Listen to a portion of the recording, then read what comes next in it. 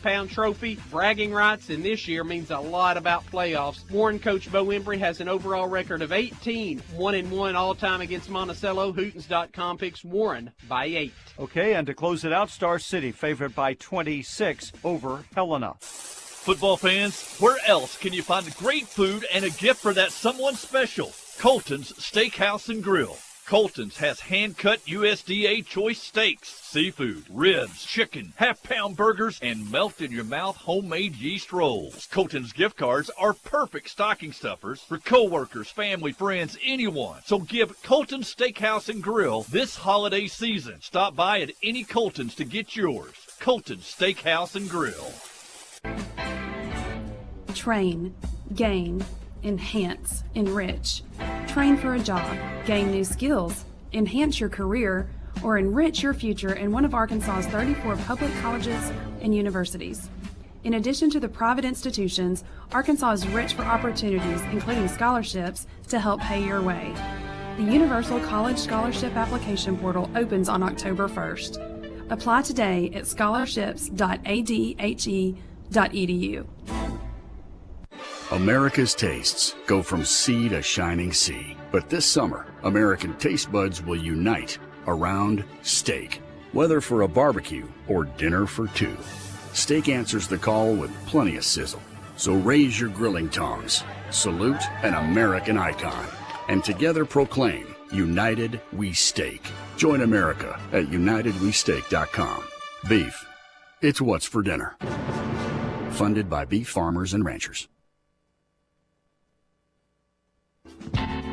All right, let's wind around the clubhouse turn and head home on this Hootens.com football report. Look at Class 3A. Here are your rankings on Hootens.com. Topped by number 1 all year, Harding Academy, but the Wildcats haven't played in a couple of weeks. Number 2, Prescott rolling along now on both sides of the ball at 5-0. Rison is 4-1 at number 3. Hoxie unbeaten at number 4, streaking towards a Week 9 showdown with Osceola for the 3-3A title. McGee is also unbeaten at number 5. Then you got Boonville at 6.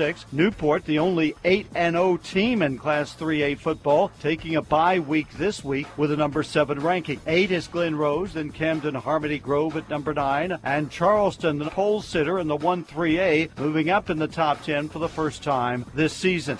Well, Chuck Livingston, the Hootens.com game of the week is a Southwest Arkansas showdown. It features number 14 Center Point at number 8 Glen Rose. And David, Glen Rose has dominated this series in recent years. It's won 5 straight since Center Point beat Glen Rose by 18 points in 2014. The key guys in this matchup for Center Point are juniors Garrett Alexander and Dathan Vaughn. They anchor the night defense that allows just 16 points a week. Glen Rose was dominant last week. It led 45-0 at halftime, ended up winning 57-0 at Falk. The Glen Rose defense, led by All-State performer Andrew Weatherford, gave up only 3 first downs and 28 total yards. Hootens.com thinks the Glen Rose defense does it again this week, going with the Beavers at home by 13. All right, Chuck, that's the biggest game of the week in the 5-3A, so let's see what else we have in that conference. Number 2, Prescott at Bismarck. The margin won't be as close as our game of the week. Prescott favored by 40 on Hootens.com. Jessueville a 14-point favorite over Falk. Now to the 6-3A, Chuck. We've got number 5 McGee welcoming. It's time for Yellow Jacket football. The Yellow Jackets are coming off a great year, have high hopes for this year, and are making a step up in classification this season. So follow along for some exciting Clinton Yellow Jacket football action here on KHPQ. Tonight's game is brought to you by these fine sponsors: First Security Bank, Justin's Collision Repair and Towing, Conway Regional Medical Center, Jolie Chevrolet, The River Company Insurance, Blagg Law Firm, Davis Cash Lumber, Cowboy Chrysler Dodge Jeep Ram, Ozark Health Medical Center, Grassroots Equipment, and by all the fine Yellow Jacket boosters. Tonight's live video stream on YouTube and Facebook, brought to you by Cowboy Chrysler Dodge Jeep Ram and by First Arkansas Bank and Trust. The player of the game each week, brought to you by First Arkansas Bank and Trust in Clinton. Now, let's join our announcers for tonight's game. KHPQ Sports Director Jeff Hall and announcer Mike Hawley. Get ready for tonight's Yellow Jacket football action on KHPQ.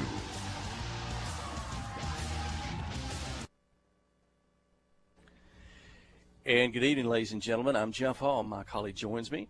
Ryan Jones is in the booth with us, our video engineer. Kelsey Robertson back in downtown Clinton, and Sid King standing by on the phone. He's already helped us out tonight. Well, we are live in Ball Knob, Arkansas. Somebody sent me a text message earlier tonight. I don't think they weren't sure where Ball Knob was. They pulled it up on the map, showed a spot there where we were, and we're just across the way to the east a bit. If you're leaving out of Clinton, maybe you head over to Quitman, take off towards Ball Knob, on to Searcy, get on I-67, 167, and go about 10, 12 more miles up to Ball Knob, home of Houdat's Cajun Restaurant. Clinton fans love to go to Houdat's when they get a chance. I don't know if many did tonight. But we are back taking on a conference foe. It's an old conference foe. We've been playing the Ball Knob Bulldogs for years. Matter of fact, my colleague, we're in a press box. It's a long press box. Matter of fact, we're all the way down at about the 40-yard line. So this press box spans 20 yards by the time you get to the other end. And I think it's probably right down there in the corner of the field where I played my last football game in the fall of 1987 in the rain. And I remember the water would pool up on the sidelines or on the ends there. And I think we went down to defeat that night to finish out that season. It is another wet, cool night in Ball Knob tonight. The rain has stopped. The front came through. Matter of fact, in the span of about 15 miles or so, maybe a little bit further than back than that, you dropped from 68 to 60 degrees.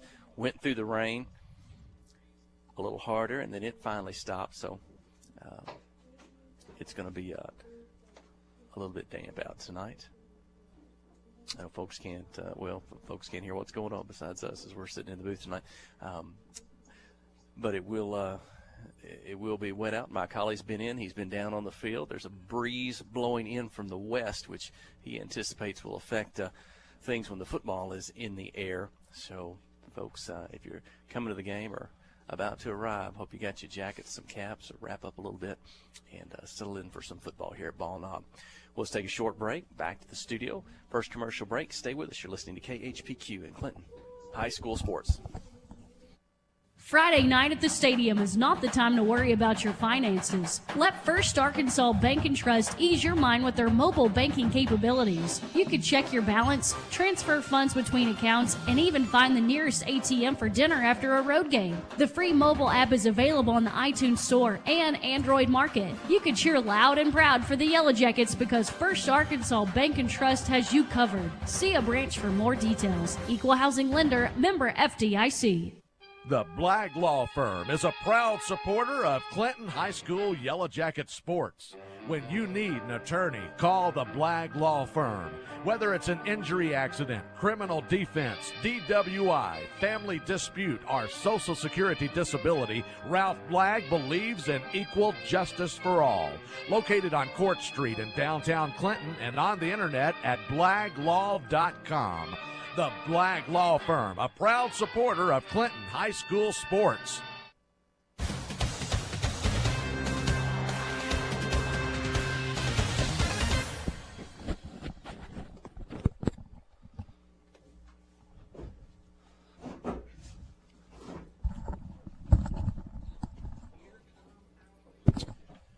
Are we back?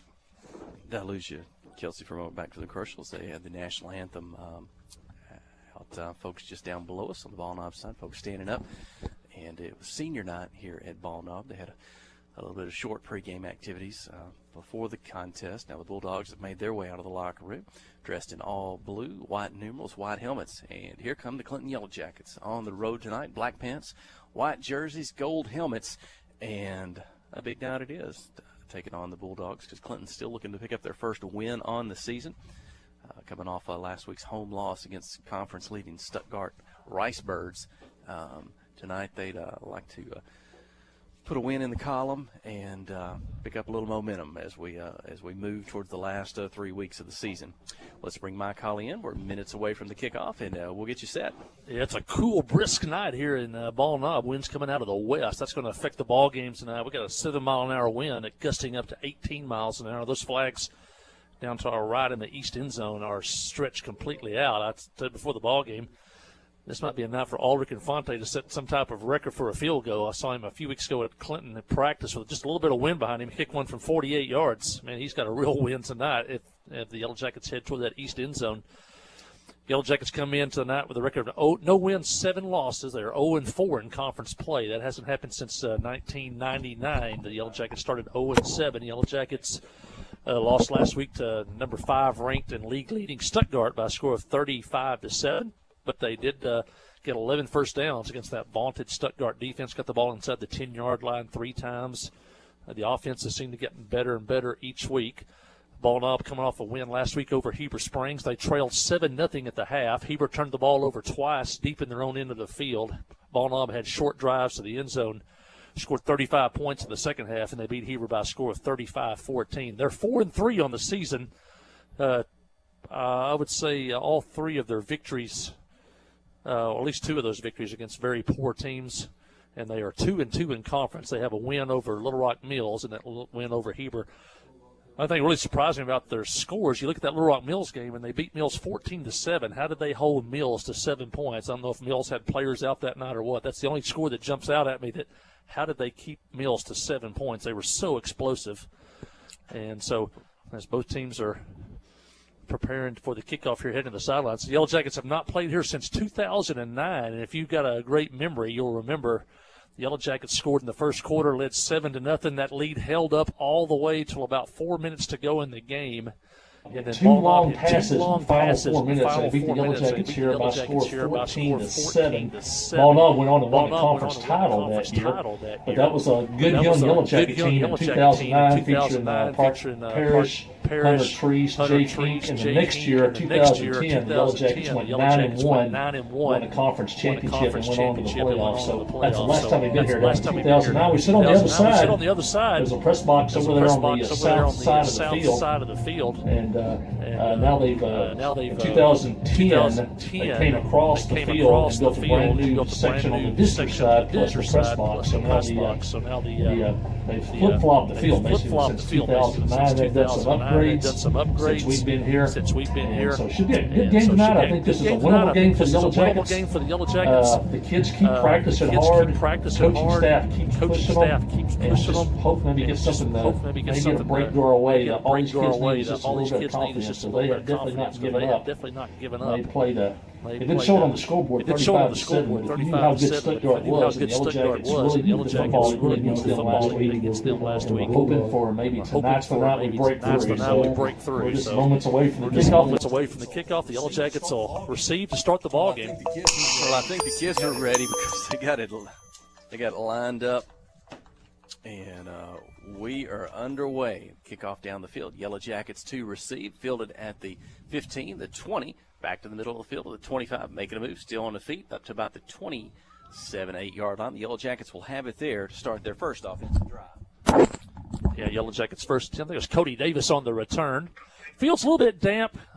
It's not real wet, but it's damp, so the footing is a little bit tight. This is a grass field. Got a little bit of a crown in the middle. The Yellow Jackets, keep this in mind. If you're looking at your radio dial, they're going from right to left. They're going right into that 7-mile-an-hour, 18-mile-an-hour gust wind. So that you would love to win the quarter when you're going into the wind and then have the wind at your back in the next quarter. So as we get to play a handoff inside, that's Epley, breaks the line of scrimmage, gets over the 30, up near the 35, and he'll be probably about a yard short of a first down. On a good inside run out of the shotgun by Nick Epley. And they're going to mark the football up at about the 36. They're going to give him 8. And it'll be 2nd down and 2 for the Yellow Jackets. Going into this win, I would expect the Yellow Jackets probably to try to pound it on the ground. Yellow Jacket offensive line has got a size advantage up front against Ball Knob's defensive line. And they maybe use kind of the short hitch passes, the screens maybe against the wind. And 2nd and 2, Tobin goes under center, crouches low, turn, give, handoff straight up the middle. Just trying to pick up the first down. Looks to be up near the 37 or so. As the pile pushes backward, but the forward progress, I got the side official close to the 37. I don't know if that'll be good for a first down or not. Maybe just short. It is 3rd and a yard or so, maybe a little bit less. The Yellow Jacket offense. Head coach Chris Dufran, assisted by Joe Hudson, Jesse Wilson, and Jordan Benson. You know, it's a coaching staff, at least Jordan Benson. He likes to wear the short pants at football games. I didn't get it. You've been on the field, and I haven't. What's the coaching attire tonight? He's in the shorts and the short sleeve shirt in the field house before the game. I asked him, it could be a little windshield tonight. He goes, oh, yeah. Here we go, trying to pick up the first down. It's Epley. Nick He's got the first down. He's across the 45. Looks to be about the 46, 47-yard line. They'll move the chains, and the Yellow Jacket offense near midfield on their first offensive series. Working that right side of the Yellow Jacket offensive line. Good to see Blaine Emerton's back out there. Watched him in warm-ups. Doesn't seem like he has any ill effects from last week. Last week, late in the third quarter, the fourth quarter, he couldn't hardly raise up that right arm, but he is a tough young man, and he is back out there tonight. Tobin under center, give moving right to left. I think that's Brody Emerton. He breaks it outside, makes a miss at the 50, gets away from an arm tackle all the way up to the ball knob 42-yard line. That's going to go for, 7 and 8, 15 yards for the sophomore Brody Emerton. A Yellow Jacket first down on the ball knob side of the 50. Yeah, good run by Brody. Made a good cutback, too, at about the 50-yard line. That's Blaine's little brother, and the Emerton brothers have had a great season so far. Yellow Jacket offense, they were right down in front of our position here at the ball knob press box. It ended up at the 44. The give is to Epley to the right side again to the end, turns it up, down the field. Looks to get across the 40 up near the, I got an official wanting to put it down at the 39-yard line. He'll have it there. Yeah, Hunter Johnson on that right side. Also, Jasper Burgess at his tight end spot on that side. Jasper can catch the football, and he's getting better each week on his blocking skills.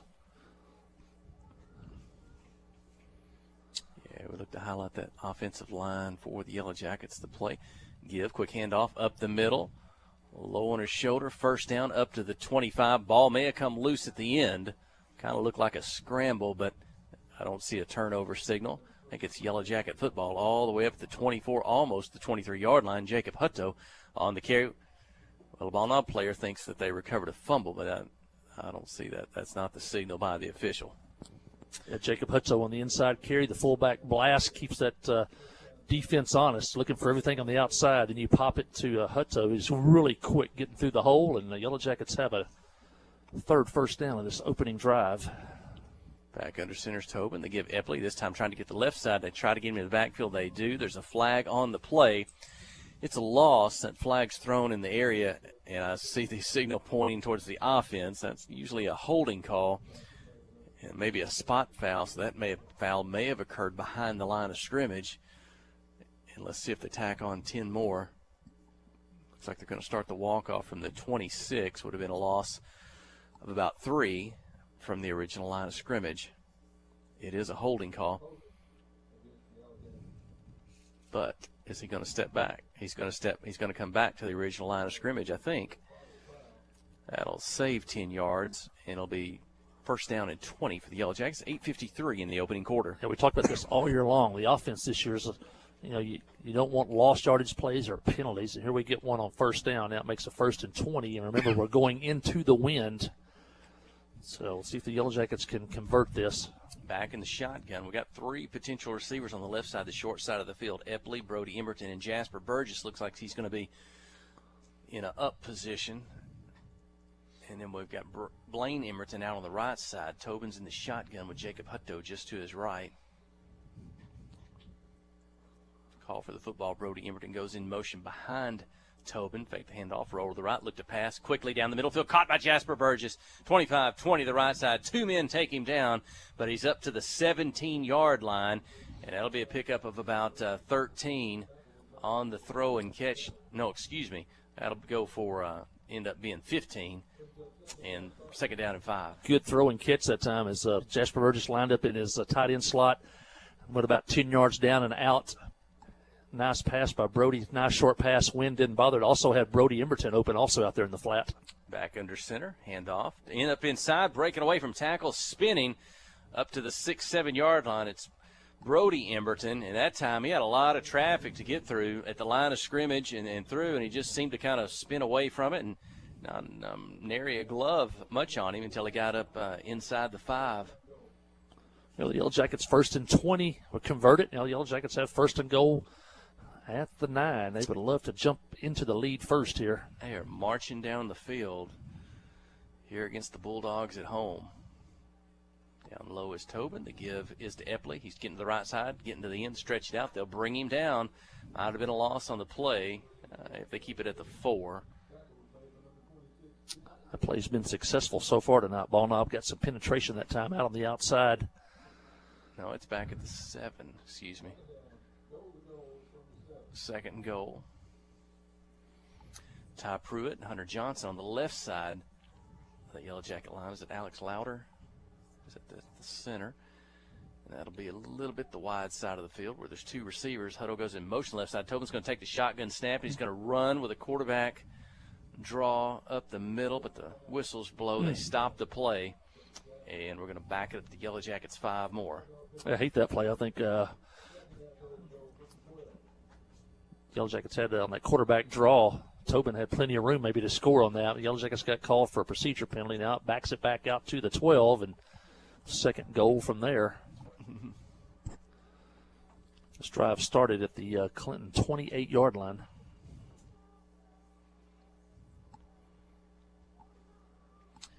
Here we go. The ball's near the right hash, just inside that. Tobin fakes the handoff, rolls to his left, wants to pass, throws it back across the middle. I think that's Jasper Burgess. He's into the end zone, and the touchdown. The Yellow Jackets strike first tonight. It comes at 6:51 of the opening quarter. It's Clinton 6, Ball Knob 0. Great play call. Went to Burgess. The first pass to Burgess a while ago with that 15-yarder was a down and to the right. That time he lined up on the right side, went down about 5 yards, and then drug across the middle. He was wide open, and he drug a couple of Ball Knob defenders into the end zone. And the Yellow Jackets, just what you wanted to do, going against the wind, ground and pound for the most part, and the Yellow Jackets take the lead.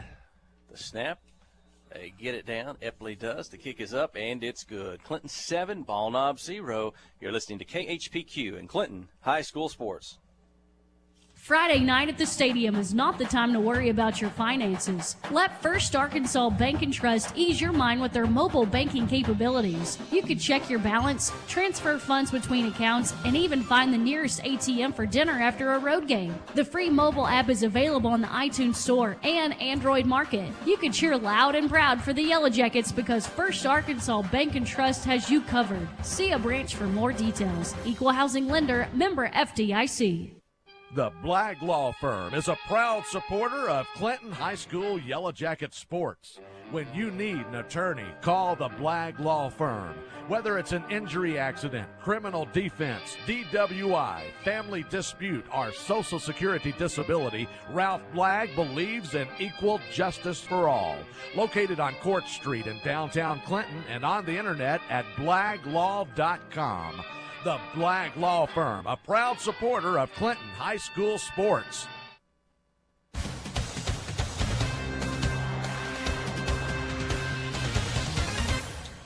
Here we go. Kick down the field. It's going to hit the turf. The 22 bound there. Ball Knob picks it up. The 25 gets back to the middle field, trying to stretch out the right. He's got defensive Jackets stretching out, and Spencer Bannister with a big tackle. Going to end up being a loss as the Ball Knob had it about the 25, then trying to stretch it out across the field. I think that's Kenny McClung. He got back just inside the 20, and the speedster sophomore Spencer Bannister takes him down at the 19-yard line. Yeah, great job. He tried to get to the outside. Looked like he might be able to flank us to the outside, and Bannister came in and with one arm and got him to the ground, and Ball Knob will have the ball at the 19-yard line going with the wind here. Spencer stays in the ball game. He's a cornerback on the right side of the field. Handoff goes to McClung. He starts left, back inside, makes a move. Good yardage. He's up near the first down mark, but he'll be about a yard or two short. I think they've got him at about the 27, maybe the 28. Call it 2nd down and 1. Yeah, the past years, they've been pretty much an air raid offense. Steve Rose is here as the offensive coordinator, and they threw the ball on almost every down. Now they've gone to running the football more this year. They ran the football against Heber last week, averaged 5 yards a carry on the ground. It'll be out of the shotgun. They'll look to the sideline, I guess, for a signal or any play calls. They give it again. This time moving to the right side, turns it up for a first down up near the 33-34. I think I said that was Kenny McClung earlier, number 44. That's number 14, Josh Clark, the senior running back. And so they pick up their first down of the night. Pierce Leeson is the junior quarterback for Ball Knob. And last week they pretty much used the running game to set up their passing attack. Still in the shotgun. Quick pass on the right side behind the line of scrimmage. Caught. Staying inbounds. Getting up the field across the 40 to the 43-yard line, just down in front of our broadcast position. just short of a first down. Another 9-yard pickup on first down for the Bulldogs. Yeah, it's a quick out. We've seen that a lot this year. The other teams, I guess, have seen that on film. It's just pretty much just another running play as they throw it straight out to the receiver with one blocker, and then comes a running play. Hope that they can avoid a tackler, and he gets 9 yards on first down. I think Ball Knob has an equipment malfunction. One of their receivers has to come off for just a minute. Of course, Ball Knob is going with the wind here in the first quarter, so they may look to try to get the ball in the air more. Shotgun snap, taking the handoff. I believe that's going to be Josh Clark again, middle of the field, picks up the first down. Or was it number 24?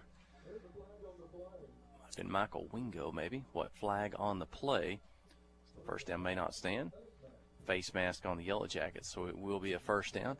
Plus, that's going to be 15 yards. So that'll move the football across midfield for the first time tonight for Ball Knob, and that may put them all the way up to the Yellow Jacket 39. We'll see where they put the football down. That is the spot. So just like the Yellow Jackets moved down the field on their first drive, Ball Knob thus far moving down the field. And they'll split, 2 receivers to the left, one to the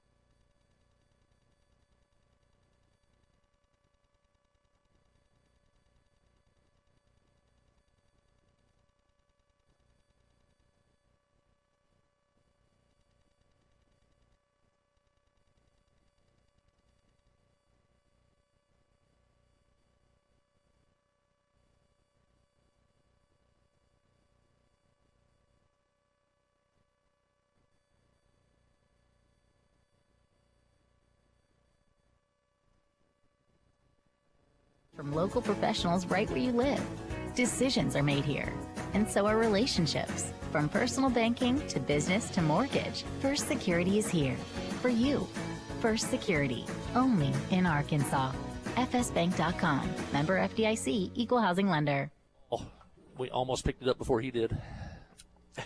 Here we go. Sorry, we lost our signal there for just a moment. Not sure if we missed a play or 2 or 3, but Ball Knob has moved the football down the field. They got inside the Yellow Jacket 15, and then on that last play, the quarterback dropped the football. Yellow Jackets couldn't get back there quick enough to cover, so the Bulldogs retain possession. They're facing a 2nd down and 14, and let's see. Football's at it's hard to tell from the angle we're at. 17 drops it again, loose snap. I think the Bulldogs are going to cover, but it's back at the 20. At first, the play before this, when he was in the shotgun, snapped it to him, he just dropped it down to his side. The Yellow Jackets almost beat him to the football. This time, him and the running back banged into each other. The ball came loose. Ball Knob was able to recover it, but that's going to be back near the about the 22-yard line. They got to get down to about the 1 or 2 for a first down. In the shotgun, empty backfield. Looks like 5 receivers in the pattern. It's going to throw it deep down the middle of the field. No receiver there. So the ball's going to hit the back of the end zone. And that will bring up 4th and about 20 for the Bulldogs. Looks like they're going to swap personnel. I think they're going to set up for a field goal attempt. You said earlier they've got the wind at their back coming from the west. And you could tell on that pass, that really carried the football out of the back of the end zone in that pass. So they're going to try a field goal. They're going to put it down at the 27. This will be a 37-yard field goal attempt from the right-footed soccer-style kicker. We don't see a lot of field goal opportunities in Class 4A, but this one is up. It's deep, and it's good. 3 points on the board for the Ball Knob Bulldogs. It comes at the 3:32 mark of the first quarter. So each team has scored on their opening possession. The Yellow Jackets a touchdown, the Bulldogs a field goal, and 7-3 is your score. Yeah, that field goal would have been good from a much longer. That was 37. That would have been probably good from close to 50. It is basically, there's two different ends of the field tonight because of that wind. And the Yellow Jackets went against the wind and went 72 yards on that touchdown drive. So they'll hopefully get the ball back again. We'll see what we can do. You get in games like this, you always say if you can win the quarters that you go against the wind, then you have the advantage on the quarters that you have it behind your back. So the Yellow Jackets call that a win as they hold ball knob out of the end zone, hold them to just a field goal. And the Bulldogs, the kickoff will be from their own 40. We're looking down the length of the 40-yard line from our position in the broadcast booth. The kick is down the field. It's low. It's going to be fielded at the 10, the 15, making a move to the right side. Epley with it in traffic. He'll get up to, from that angle, looks about to be just inside the 30-yard line. Yellow Jackets have there. Good start on their second series. Glad you could be with us tonight on 92.1 FM all over north central Arkansas. Matter of fact, if you made the signal usually goes all the way coming to the east, all the way to Ball Knob. You and I picked it up at Wynn one night, coming back late, I think, from a ball game. Sid King tells me he's heard it across the river before, over in Mississippi, coming east when you get across the flatlands. So glad you could be with us for the broadcast. And Harley Tobin will go under center. The second series of the night, handoff, moving right to left, gets behind his blockers and up across the 30 to about the 33-34. I think that's coming out of the slot. That's Blaine Emberton. No. That's Brody, I think. Brody Emberton. Yep, going from right to left on that trap play. Hey, if Sid's still listening and the folks that are out there, we're only about 10 miles from Sid's hometown, Step Rock, Arkansas. As we say, through the woods, it's only about 10 miles from Ball Knob over to Step Rock. And so maybe Sid's still listening in back home.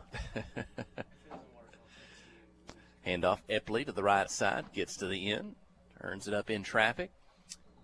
And he's going to be short of the first down. Going to make a third down for the Yellow Jackets. Also tonight, if you're at home or on a mobile device, a laptop or a computer, you can watch the ball game, courtesy of Cowboy Dodge and First Arkansas Bank and Trust, new to KHPQ Sports this year. The live stream of the broadcast football, and we anticipate basketball. Ryan Jones is our video engineer. Huey Morin, he's helping tonight on the field cam. When they get that going on a cool night, he's maybe not got the most unfavorable job compared to the rest of us getting to sit in the booth. Oh, Brody Emberton is taken out low as he got that football, and he had a Bulldog hit him low. He went down quick behind the line of scrimmage. 4th and 5 for the Yellow Jackets, and Brody's going to be slow getting up and maybe getting off the field from that one. Ball Knob read that play, and he came in low. That's that play they've been running from left to right, that trap play, and he came in and got him low. And the Yellow Jackets, you hate to have to punt here, 3 and out, but the Yellow Jackets have 4th and 5. And Epley starting a shotgun now. He'll drop back for a short drop. He will punt the football. As you said, it's against the wind, but it's low, and it's going to sail out of bounds quickly short of midfield. And Ball Knob have good field position when we return. Quick break. You're listening to KHPQ and Clinton High School Sports. The live broadcast of tonight's Yellow Jacket football game is brought to you by these Yellow Jacket boosters: Krause Saw and Supply, TLC Bookkeeping, Regions Bank, Elite Automotive, Artelco, Miller Sanitation, Scarberry Insurance, Lannis Flowers, Clinton Drug, CarQuest, Warren Chiropractic and Wellness Center. Thank you to all of these Yellow Jacket boosters for sponsoring tonight's football game. The Blagg Law Firm is a proud supporter of Clinton High School Yellow Jacket sports. When you need an attorney, call the Blagg Law Firm. Whether it's an injury accident, criminal defense, DWI, family dispute, or Social Security disability, Ralph Blagg believes in equal justice for all. Located on Court Street in downtown Clinton and on the internet at blagglaw.com. The Blagg Law Firm, a proud supporter of Clinton High School sports. Second play. First was a passing, catch and run for 9 yards. Second 1. Now they're going to pick up the first down on the second play of the drive. So that's 3 times tonight they've had a first down play of 9 yards. And then they've gone on to pick up the first down on the next play thereafter. So Ball Knob's moving the chains. And after they held the Yellow Jackets on that series, they might have a chance to take the lead. Matter of fact, they might not be far from field goal territory. If you talk about here, what we saw in the first one. Shotgun snap, quick pass, right side behind the line of scrimmage, caught, turns it up, got room, got a seam across the 20, the 15, down to looks to be about the 12-yard line. Big throw and yards after the catch. He caught that behind the line of scrimmage at the 31. He's going to pick up about 20 and a first down for the Bulldogs. The drive started at the Clinton 44-yard line. That last punt was 9 yards against the wind. They took over at the 44, and they quickly now just outside the 10-yard line. Should be the last play of the first quarter. Quarterback fakes the handoff. He's going to run. He turns up inside, makes a move, makes a miss. He's tackled forward into the end zone, and it's a touchdown for the Bulldogs. And some good running, staying on his feet. Yellow Jackets just could not make the tackle, and it comes with 6.7 seconds remaining in the opening quarter. Ball Knob 9, the Yellow Jackets 7. That's the first time they've run that, just a quarterback draw. Yellow Jackets conscious of those out passes, and they kind of spread us out. And then he makes a nice run on the inside, and Ball Knob, after the short punt, is now back in the lead. Miss on the extra point. 6.7. We'll keep it here just a moment. We're gonna have a quarter break. Hey, might have misspoke. Apparently, Sid said he's from Providence. I don't know if you've ever been over into White County. There's the twin cities of Providence and Plainview, and they make up the school of White County Central in between those two towns. Sephiroth did have a post office, and Sid knows it's the home of Jackie Stewart over Sephiroth. So we're not far from there here in Ball Knob in White County. Take about an hour and 15 minutes or so to make it over from Clinton. Take a stop in Searcy. Find anything you need there. These teams, I wonder how long they've been playing football. I don't know. Could have done a search. Could have done a search this week. I wonder when their first games date back to against each other. Kickoff from the 40. Ball Knob, low kick down the field. Fielded at the 10 or so, up to the 20, 25. Dropped the football, trying to cover it. And I think the Yellow Jackets are going to retain possession of that. But that was the final play of the first quarter. So stay with us. We'll take a break. You're listening to KHPQ and Clinton High School Sports. Friday night at the stadium is not the time to worry about your finances. Let First Arkansas Bank and Trust ease your mind with their mobile banking capabilities. You can check your balance, transfer funds between accounts, and even find the nearest ATM for dinner after a road game. The free mobile app is available on the iTunes Store and Android Market. You can cheer loud and proud for the Yellow Jackets because First Arkansas Bank and Trust has you covered. See a branch for more details. Equal Housing Lender, member FDIC. Towing and recovery is the last thing you think about until you really need it. Then you really want the best. There's only one name to call, Justin's Collision Repair Towing and Recovery. They have the largest and latest model recovery fleet in North Central Arkansas. From small towing to heavy-duty towing, Justin's Collision Repair Towing and Recovery on Highway 65 in Clinton is the one to call, 745-2992. That's Justin's Collision Repair Towing and Recovery, 745-2992.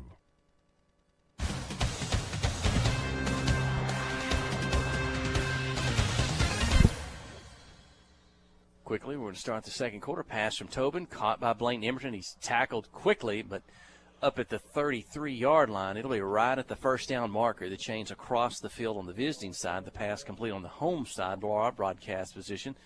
The officials look at each other, and they say first down.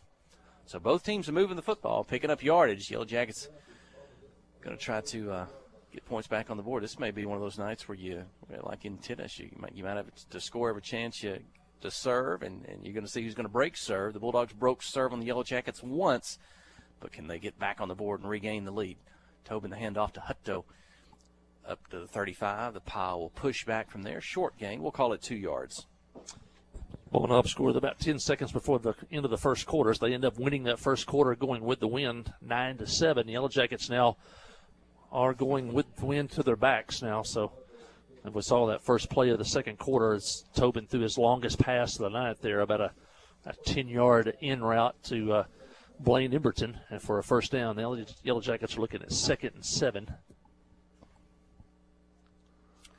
Under center on the near hash, just below us here. Tobin, the handoff is to Epley. He's going to get the left side. And he's hit, driven backwards. He's behind the line of scrimmage, and he will go down. Let's see where they stopped his forward progress. It looks like he will lose yardage on the play as they'll put the football back at the 33, I believe. That's going to bring up 3rd and 10 for the Yellow Jackets. So, well, I was making some type of adjustment since that first drive when the Yellow Jackets continuously got out to the corner. That play has not worked now for a couple, 3 times in a row as they've done some type of adjustment. And Coach Dufresne and his staff, they'll make an adjustment here too. 3rd and 9. The Yellow Jackets were 3 and out on their last possession. Do not want to give it right back to Ball Knob here. Under center is Tobin. Look to be a passing down. It is. He's going to drop back. Pass has time. Throws it out of the backfield. Caught Epley. Could be a big one. 50-40. They'll try to chase him down from behind, and it might have been a horse collared from behind up at the 30. There's no flag late, but what do you call that, a wheel route? Wheel route. It was pretty. He also had Blaine Emberton on this side on a go route. He had beat his man here on the near side, but Epley wide open as he slides out of his running back spot toward the sideline and then up the side of the field, and Tobin put it right on the money, zipped it to him, caught it in stride, and the Yellow Jackets had a 3rd and 9. Now they got a 1st and 10 at the Ball Knob 31. Big play by the Yellow Jackets. Tobin back under center, crouches low, handoff quick inside, not much, big pile up. It's going to take a while for everybody to finally fall down. It may end up being a gain of 2 or 3, and so I don't know, Ball Knob, their defensive line a little bit salty tonight compared to what I thought. They're kind of piling things up at points and then playing pretty good on the end. They held Heber last week, I think, to 2.3 yards per carry on the ground, which is pretty good for high school football. And, of course, something happened against Mills when they held them to only 7 points. So that's pretty good defense. The Yellow Jackets have scored once, and they're driving again. This time Harley will operate out of the shotgun. He's going to fake the handoff, pull it down, pitch to Emberton, the outside. He's going to turn, spin, but nowhere to run as he's tackled at the 26. And kind of a good-looking play from the behind line of scrimmage. Fake the first handoff, then roll, and by that time you've got the in motion coming behind you, trailing you. You could pitch, or Tobin could just go ahead and keep it. Pretty good job by Ball Knob as they covered both the quarterback and the pitch man. In fact, they had 3-on-2 out there, so the Yellow Jackets still picked up a couple of yards. And it'll be 3rd down and a long 2 here for the Jackets. He's under center. You can really see how big that offensive line is. Hutto will run up in it, and I don't think he got a first down. He might have got to the 25, but not much. And, again, Ball Knob doing a really good job inside. You know, we've seen this big offensive line for the Yellow Jacket create some holes this year. We saw it against Mills. We saw them have some success against Stuttgart. Only 7 points on the board, but they moved the football, picked up first downs. But Ball Knob, they're doing a good job tonight thus far, just like we talked about. It's a big play in this game. This is almost 2 yards here on 4th down. They haven't been covering the nose. You might see the quarterback sneak. He's going to fake the handoff. Quick pass. Caught. Should be good for a first down. It is. Gets to the sideline, turns it up. If he tiptoes and stays in, it won't be a touchdown, but it's all the way up. Looks to be near the 5-yard line. That's a pet play the Yellow Jackets have used for years. You just slide the running back out into the flat. It's almost a guaranteed 3 yards. As long as you make the catch. And then with Epley's speed, it was a big play, and the Yellow Jackets are down inside the 5. Nice play call by Coach Dufresne, a gutsy play call on 4th and 2.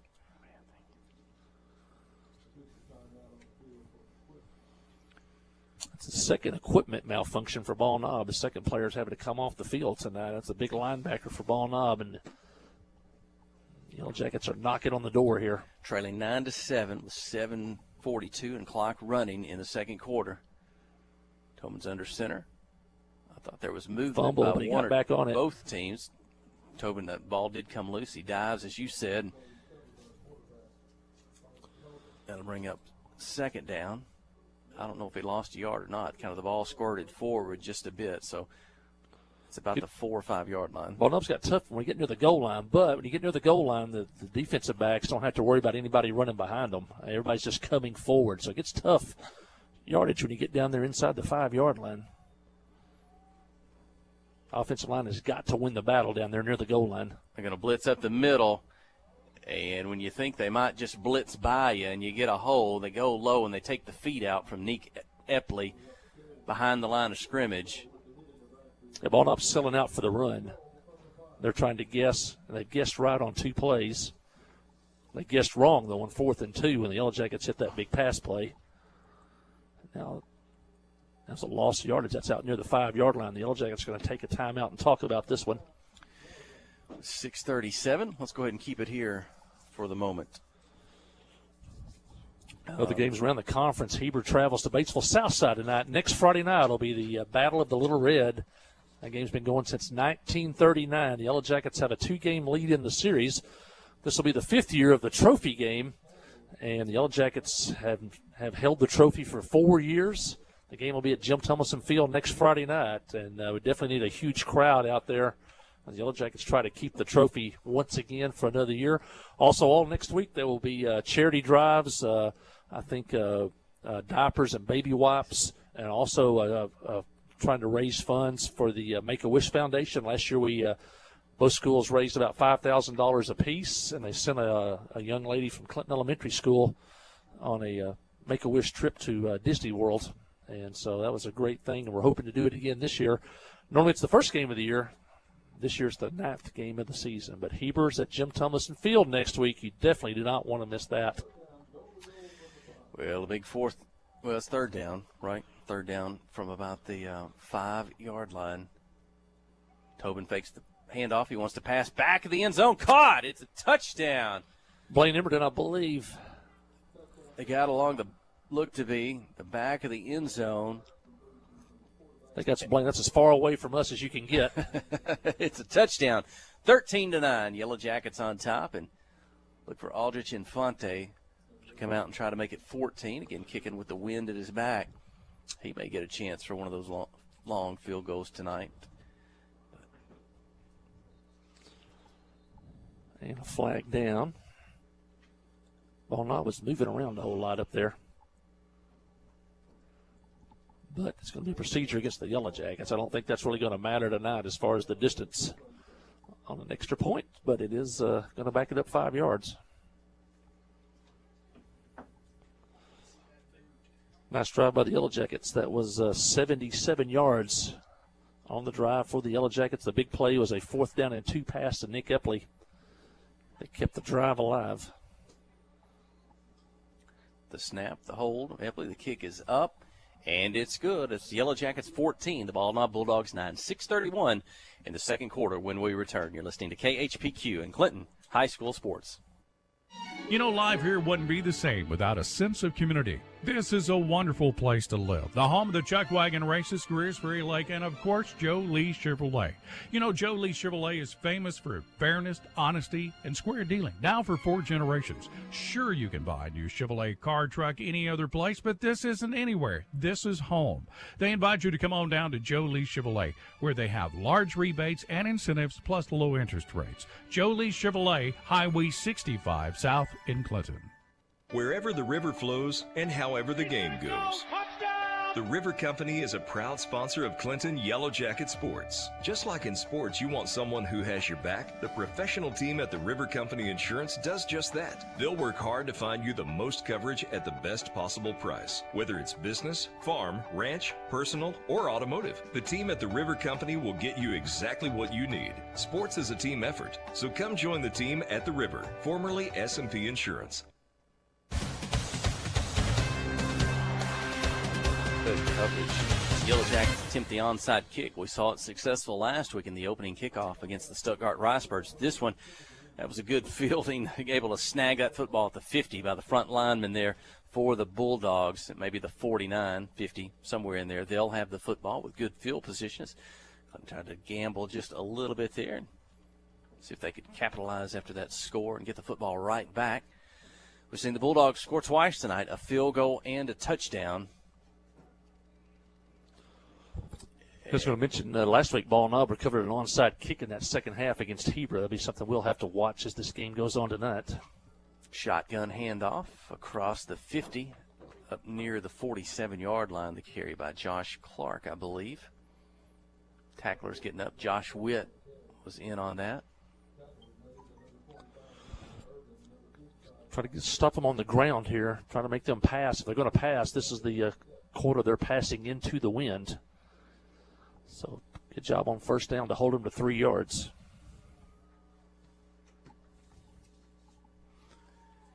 Here we go. Handoff for the left side.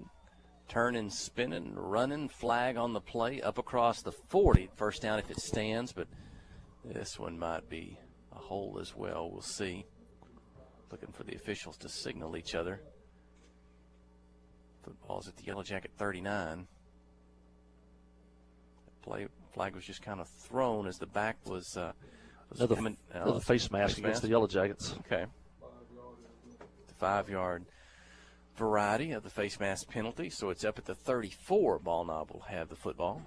Twice tonight the Yellow Jackets whistled for the personal foul. The first one was the personal or the face mask. The first one was the personal foul face mask, which was 15 yards. This one was the 5-yard incidental. Handoff up the middle. Positive yardage, keeping the legs churning, moving up just short of the 25-yard line. And 14 hits the hole hard. They go from the shotgun, so he's at full speed when he gets to the line of scrimmage. That's Michael Knight on that carry. Or check that. I think that was Josh Clark. But it's the smoke draw handoff. He lines up beside the quarterback, so he's hitting the line at full speed. The Yellow Jackets have yet to slow him down tonight. Getting no huddle. They're back up, ready to snap the football. Clark gets it again. He's on the right side, turns it up. Another good gain. He's inside the 15. Looks to be at about the 14, 13-yard line. First down for Ball Knob. They continue the drive. Zone read to the outside. The offensive line is moving, sliding to the right. They're going to block their nearest man to them, so it's called zone blocking, and that's another first down for Ball Knob. And they started at their 50, and they're quickly at the Yellow Jacket 14-yard line. You know, despite we're sitting on the home side, this is one of those booths where I don't think fans are hearing anything, any ambient crowd noise from around. It's handoff, starts left, turns it back inside, picking away, trying to find a hole. Positive yardage across the 10, maybe the 9 on the carry for the Bulldogs. But there are some of the interior rooms here in the press box which do have open windows. In our room that we're in, it will not open, and so sometimes it even sounds a little strange to us, as where there's no noise coming over the headphones except us. But so we'll try to make it exciting for you. I don't know. We might have Ryan or Huey if we could mic them up. They could create some crowd noise. In the shotgun at the 15. Handoffs this time tackled in the backfield. Is that Harley Tobin in the ball game? Tobin's in the game. We talked about maybe these last, let's see, this week and next week maybe using Harley Tobin some in the secondary. That time he came up and made the tackle. Marcus McGee, the kicker, he's a big kid. He's a tailback right now. Now Clark is back in the game, but that was a huge play. That's the first lost yardage play of the night for Ball Knob, other than themselves dropping the football. They have been moving down the field fairly routinely, but that brings up 3rd and 9. They're in 4-down territory. Going to roll to the left, looking to pass. Looks towards the end zone, up on the sideline. Goes up high to catch it, stays in bounds. Looks to be about the 6-7-yard line. It won't be good for a first down. I think they need to get to the 4. That's going to bring up 4th and 2, so a big play here coming up. We saw a 4th down series earlier with a big play. This one is big for both teams with a 14-9 lead with 3:37 to go in the second quarter. Definitely with Ball Knob going into the wind. They're going to go for it here on 4th and a long 2. The Yellow Jackets can somehow get a stop here. The fullbacks lined up in the backfield now. Looks like they're going to try to spread the Yellow Jackets out. Maybe I wouldn't be surprised to see a quarterback draw here. 2 receivers on the right, 1 on the left. Shotgun, handoff, inside, runs into his player. It's going to be driven back. They're not going to get the first down. They never got to the 5-yard line. Clinton runs out of the pile with a football. The official said blew it dead. It's Yellow Jacket football. It's going over on downs to the offense. Boy, you can ask for a better time. That might be one of the better stops at the line of scrimmage all season by the Yellow Jackets, as that entire inside defensive line got a draw at the line of scrimmage, and the linebackers came up to help. We saw Nick Epley come out of the pile with the football, but the Yellow Jackets have got a draw at the line of scrimmage, and that's all they needed. And the Yellow Jackets take over. That was a big stop now. The Yellow Jackets take over at the 5-yard line, wind at their back. Let's see if they can add to this Yellow Jacket lead. Josh Witt, Ashton Hoyle, they were in on that defensive line on that series down the field. Faking the handoff. Tobin rolls to his left. Going to pass back to Burgess. He Wow, hung what a on catch. to it. I didn't know if he was going to catch up with the football. He did. He got hit. He went to the ground, but he picked up the first down. What a catch. The ball up player was draped all over him. I don't know how he caught that thing. He has such good hands. And the Yellow Jackets got a first down. That gets them out of the hole, too. They were backed up at the 5. He definitely did not want a 3 and out and have to punt out of the end zone. So the Yellow Jackets up near the 17. That's Jasper Burgess. I think that's his 3rd catch of the night. Coming out of that tight end spot. Now the wing T formation, 2 backs, a slot. It's Epley, the give, right to left, gets to the end, turns it up. He'll get a first down all the way up to the 28-yard line. Nick Epley on the carry. Yeah, complete a couple of those passes, too, now. Ball Knobs then having to kind of respect the passing game, and that gave Epley room to run, and the Yellow Jackets go without a huddle. Quickly, right back on the ball. They're ready to snap. The officials waving his arms from the sideline, and they're going to force Ball Knob into a defensive timeout. Ball Knob's going to stop the clock. The Yellow Jackets have 2:54, second quarter, when we return. You're listening to KHPQ in Clinton High School Sports. Strong, dependable, ready for anything. The Clinton Yellow Jackets know what it takes to make a great team, and Grassroots Equipment is proud to support them. Take on the season with Massey Ferguson compact and utility tractors. They mow, load, handle hay, and more, all while delivering more of the power and versatility you've come to expect from Massey Ferguson. Experience the compact and utility tractors that will take you through the season strong at Grassroots Equipment.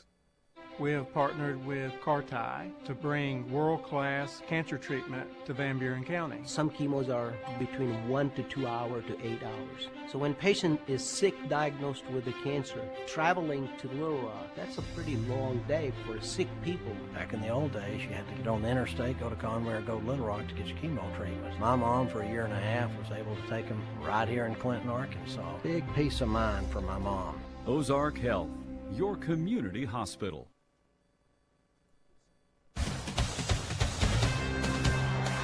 First down carry. He picks up 2. Not much. He tried to get to the outside, and the Bulldogs there. They've done a pretty good job tonight against this Yellow Jacket run offense. Let's see. Again, 2 minutes, 30 seconds. Clock running. Clinton has 2 timeouts remaining. They got the wind at their back, so they think they've got time. They want to put more points on the board before the first half comes to an end. Thought they might have started early, and I think the official did too. Looked like maybe a couple of linemen, might have been a receiver. Kind of all got a little head start on that play, and that's going to be a false start on the offense. Back them up 5. You'll see that often with Clinton because they use the same verbal snap count, down, set, hut, other than when they're trying to draw the other team offside. So Harley, all the quarterbacks before him just basically have a certain cadence. So you don't see Clinton usually false start very often. Now they're backed up, and it's going to be second down and about 13. And the game clock runs after that. Set things there. So 2 minutes, 10 seconds. Tobin under center. Looks to pass. Fakes the handoff. Looks left. Back right. Tries to get to Burgess. There's a flag on the play, and the officials looking back towards what was going on with Tobin as opposed to up at the intended receiver, Burgess. I don't know. Did we have some type of roughing the quarterback? Yeah, it's going to be a holding on the Yellow Jackets. Yep. Ball Knob might decline that one. It's already second, and it'd be 3rd and 13 if they decline it. I was going to say the offensive line has done a good job this year, or in this game. Tobin's had plenty of time to throw the football tonight. And so now the Yellow Jackets are forced at 2nd and 13. The clock stops. Did you notice how not a lot of high school quarterbacks, but he looked to the left to draw the defense that way. I think he knew he was going to throw it to Burgess on the right side, but he looked left and then turned back and zipped it to Burgess, attempted to. And so kind of those safeties look the other way. They're following the quarterback's eyes.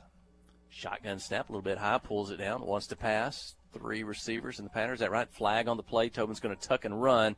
He'll have his feet taken out from under him up at the 32-yard line. It would be a pickup of about 5, maybe 6 if it stands, but there's a flag, another one in the backfield, and it's going to go against the Yellow Jackets.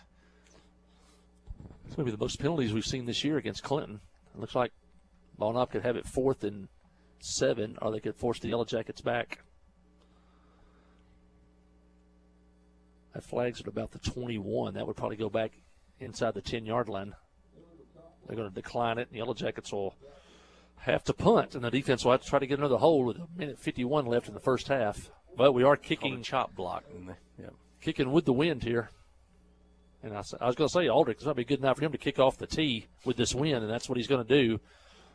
He's going to come out with a tee, and the Yellow Jackets are going to tee it up at about the 22-yard line. So, again, if you're watching from home, if he were to put that through the uprights, it'd be 3 points. But if it doesn't get that far, basically, then it's and we'd be on ESPN like also.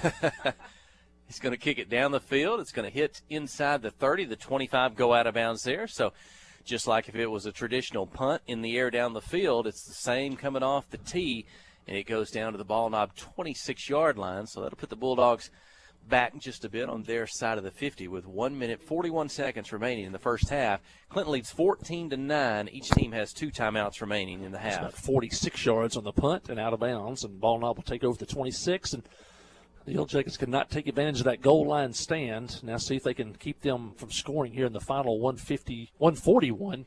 And you said there's 2 timeouts left for ball knob. They're going against the wind, and the Yellow Jacket, they've played well in the first half. You sure would like the Yellow Jackets to get into halftime with the lead. Right now they lead 14-9. And ball knob has moved the ball. Again, that 4th down stop was inside the 10-yard line earlier. Ball knob had taken it down the field, so they can pick up yardage. What can they do in 1:41 remaining? Tobin's still in the game. He's lined up, but going to cover the slot receiver. Ball knob, empty backfield in the shotgun. 3 receivers on the right, 2 on the left. They're going to throw it back, set up a screen on the left side. Clinton kind of saw that one coming. It'll end up at the 26, 27-yard line. Yeah, Vincent Irvin on the tackle. Good job by Vincent. Saw him early in the year at Huntsville. Had a good game as a running back. The sophomore, Vincent Irvin, really snuffed out that screen pass. Spread the field again. Same set. 3 receivers on the right, 2 on the left. Shotgun snap. Looking to pass. Pressure. Going to turn it up in the pocket and go down. I think Josh Witt. Alex went low. Alex Zuniga came over the top. They'll sack. That keeps the clock running. And that'll be 3rd and 10 for the Bulldogs. First time we got to the quarterback tonight. Good job by the pocket there. You talk about Josh Witt and Alex Zuniga on the tackle, and now it's the clock's running under a minute, but it's 3rd down and 11. If the Yellow Jackets can stop them here, the Jackets will use one of their timeouts. Chase Blanton, also a downed lineman on this series, looking to pass. Going to throw it quick, across the middle, off the hands of the intended receiver. That stops the clock and brings up 4th and 10 for the Bulldogs at 48.4 seconds remaining. And that may give the Yellow Jackets some time to work, depending on the kick here, as ball knob's going to be forced to punt from their own 25-yard line. You could ask for anything better there. The incomplete pass stopped the clock, saves one of our timeouts, and now ball knob will have to punt into this 17-mile-an-hour wind. The last time the Yellow Jackets punted against it, it went 9 yards. Let's see what happens here. And, of course, we could be it wouldn't take much to get into Infante's field goal range. Play clock at 5. The snap a little bit high, pull it down. They're not going to rush. It's going to be a short kick. It's going to go out of bounds only at the 39-yard line. The Yellow Jackets will have it there. They are set with 42 seconds remaining in the first half. 2 timeouts. Wind at their back, as you said. I think they got a lot of opportunity here to pick up 3, if not 7. Looking for a flag. All the players are looking at the official. Both teams are looking. I'm not sure what was called there. Clinton did not rush the punter on that time. He just shanked it to his left. The team. It was a 14-yard kick for ball knob. The return team, I guess, retreated to maybe set something up. Now the players will go to the sideline. We're looking to the official, and it will be is that a procedure? Procedure penalty against ball knob. So you want to mark it from the spot. Yeah, they're going to. So it's not a choice of declining the penalty. You get the ball at the 39, then you take 5 more away from the Bulldogs, so all the way up at the 34. Head coach Chris Dufresne, he may have all of his playbook here with 42 seconds remaining and 2 timeouts. Yeah, you can throw it over the middle of the field, and you can run it because they still got 2 timeouts. Ball knob is only going to rush 3 here. They're looking for the Yellow Jackets to pass. Clock will stop with the first down or the player going out of bounds. Tobin wants to pass quickly on the right side. Caught on the sideline. Good job, out of Jasper. Bounds up at the 26, 27-yard line. Burgess' 4th catch of the night. 36 seconds remaining. Really smart play by the senior. He got all he could get and then he drug a defender out of bounds to stop the clock. I would be shocked to see maybe some type of quarterback draw or something here. We still have a timeout, and they're only rushing 3, but we'll see. Tobin in the shotgun. Hutto to his left. Harley's going to roll to the left. Hutto blocks the backside pressure. He's going to turn it up in. He'll have the first down, back to the middle of the field, go down there, and that should stop the clock as soon as they blow the play dead to reset the chains at 23.6 seconds. And that run's going to get Tobin and the Yellow Jackets all the way up to the 17. And Jackets will take that timeout. Good job by Tobin. He had some heat coming from his backside. Didn't know if he saw him or not, but he saw enough of him, and then he tucked it and ran and got that first down. And the Yellow Jackets down near, the 16-yard line with 23 seconds left. Wind to their back, so definitely you could take some shots at the end zone. 23 seconds left. Everything's in play. Still got a timeout. You could throw it over the middle of the field if you need to, but this is really a huge drive for the Yellow Jackets. If you could tack one on before the end of the half, Ball Knob is going to get the ball to start the second half, so you would love to score here and go into the locker room with a lot of momentum. Looking to pick up their first win of the season tonight. 3 games to go. Next week at the Heber Springs Panthers. Going to finish up with the Lone Oak Jackrabbits in Week 10. Still got a scenario where the Yellow Jackets could make the playoffs. 3 wins get you in. You have to win tonight, next weekend against Lone Oak is tough. But then there would be some 3-way tie scenarios if you just got 2 wins. Here we go. Tobin in the shotgun. Looking to pass. Pump fakes left. Now he's going to throw it deep, trying to get behind the defender. And that may have went out of the back of the end zone. Unable to pull that one in. It's incomplete with 18 seconds remaining. Pretty good coverage, Ball Knob. I say they're only rushing 3, so they had a corner covering Blaine Emerton and a safety coming over on the top. That would have been a really tough ball to fit in that small window. Tobin did a good job, though. He threw it where it couldn't be intercepted, so it went out of bounds, and it stops the clock with 18 seconds left, and Yellow Jackets will try it again. Burgess has been his favorite target tonight. Jasper's going to split wide right. He's got Brody Emberton between he and Tobin on that right side. 2 receivers apiece. Hutto's going to come out of the backfield. Tobin's going to run up the middle. He's got room. Breaks it left. Back to the inside. Short of the end zone, but inside the 5. That'll stop the clock. Well, they were late stopping the clock. I looked up there, and it was still running. 10 seconds may have remaining. Lost 2 seconds there. They take their last time out. They will. Head coach Chris Dufran will stop play. I looked straight across the field. The official was waving his arms, and I looked at the clock, and it was still running. So, of course, we may have lost a second or 2 there, but Yellow Jackets have it, down around the 4? But now we're out of timeout. So if you get sacked or if you do a running play inside the field, that's going to end the half. So that's going to dictate the play call here. I think you might see that play that we saw to Burgess a couple weeks ago at Little Rock Mills, where we roll to one side, and then we have receivers at different levels. We got you have the receiver maybe at the goal line, another receiver in the same area 5 yards past him, and so that would allow you to, if you throw an incomplete pass, you could run another play.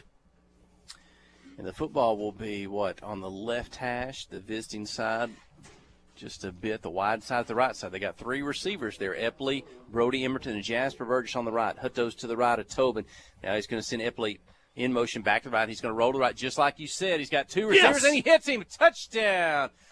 Brody Emerton on the catch. You called it. Epley comes out of the field in motion. He's short on the right. Burgess is deep, and Emerton just kind of sat there as those 2 guys went by. Tobin saw him and hit him behind the other 2 receivers, and it's a touchdown. What a job after that short punt by Ball Knob. The Yellow Jackets drove 34 yards for the touchdown, leaving 6 seconds on the clock. And Tobin can really zip the ball in there. So if you just got a small space, he can zip it in there. And a great catch by Emberton and a huge touchdown for the Yellow Jackets. Infante is 3 for 3. It's 21-9. The Yellow Jackets score, as you said, in the final seconds of the first half. We'll have the kickoff. There may not be time for much more here in the first half of play. Yeah, maybe just try to squib this down the field. Make them use up that 6 seconds, Ball Knob going against the wind. But what a great drive by the Yellow Jackets. Defense came up big, 2 straight possessions, stopped Ball Knob at the 5, and then a 3-and-out down here and forced a 14-yard punt against the wind by Ball Knob. And then the Yellow Jackets took over at the 34. A couple of pass plays, one to Burgess, and a great run on the by Tobin down to the 4-yard line, and then a nice, nifty pass from Tobin to Brody Emerton for the touchdown. The Yellow Jackets lead 21-9, and they can take some momentum into half here. Infante will kick off the tee from the 40. He'll kick it a little bit high and short, fielded in the air. Fair catch called back at the 33-yard line, so that'll leave seconds on the clock, and we'll have time for at least one more play from the line of scrimmage. Smart play by Ball Knob. He called the fair catch. The clock never starts. Now the Yellow Jackets are going to go, I'd say, at least 4 safeties and deep. Who they got? Nick Eplick, Blaine Emerton, Harley Tobin, Spencer Bannister, Vincent Irvin. Everything stays in Jasper front of Burgess. Keep everything in front of you. Ball Knob's throwing against this wind. Going to put, 4 guys 20 yards down the field, right all across the 50. Yeah, these guys are playing like center fielders. Looking to pass, short, across the middle. Ball's tried to pitch. Ball's loose, picks it up. Down. And blown dead. Wow. And a flag after the play. I don't know what that was about. Mix it up away from the football. They tried to do turned into a little bit of a lateral. I don't know if it intended to be a hook and lateral or not. But and the second player that got the football, I think he was down maybe. Yeah, I think what probably egged that on, too. He was down, got up and took off running like he was not down. And then about 5 yards behind him, there was a fracas down here at about the 30-yard line. We only saw the very end of it. I hope somebody doesn't get ejected from what happened. We saw a Yellow Jacket down on the field. It looked like a Ball Knob player or 2 on top of him. Officials and the coaching staff. Head coach Chris Dufresne is going to come over to the huddle. They're getting an explanation of what happened back at Ball the Knob's 30-yard heading to line. the locker room like they think the half's over. Of course, it is a dead ball penalty, and that would probably be enforced on the second half kickoff. Clinton's heading to the locker room down to our right. Well, if we had that replay now, Ryan, you can see what happened here. That's right. Ryan says replays next week, though. They're still talking down at the 30. Of course, you could call this offsetting, and we could just go to the half and call it even. But if you call it on one team or the other, you're going to have to enforce it in the second half. And then hopefully there wasn't a type of ejection, or what, in high school can you pick up only 2 personal fouls, or yeah, trying to think unsportsmanlike, or I'm not sure. Coach Dufresne is happy with the explanation. I think he's not demonstrative. Ball Knob is still in the middle down there. I see the officials writing. They may be, as you said, they may be writing a number down. I'm not sure if he's ejected or not, but he may be writing a number down on somebody that got a personal foul.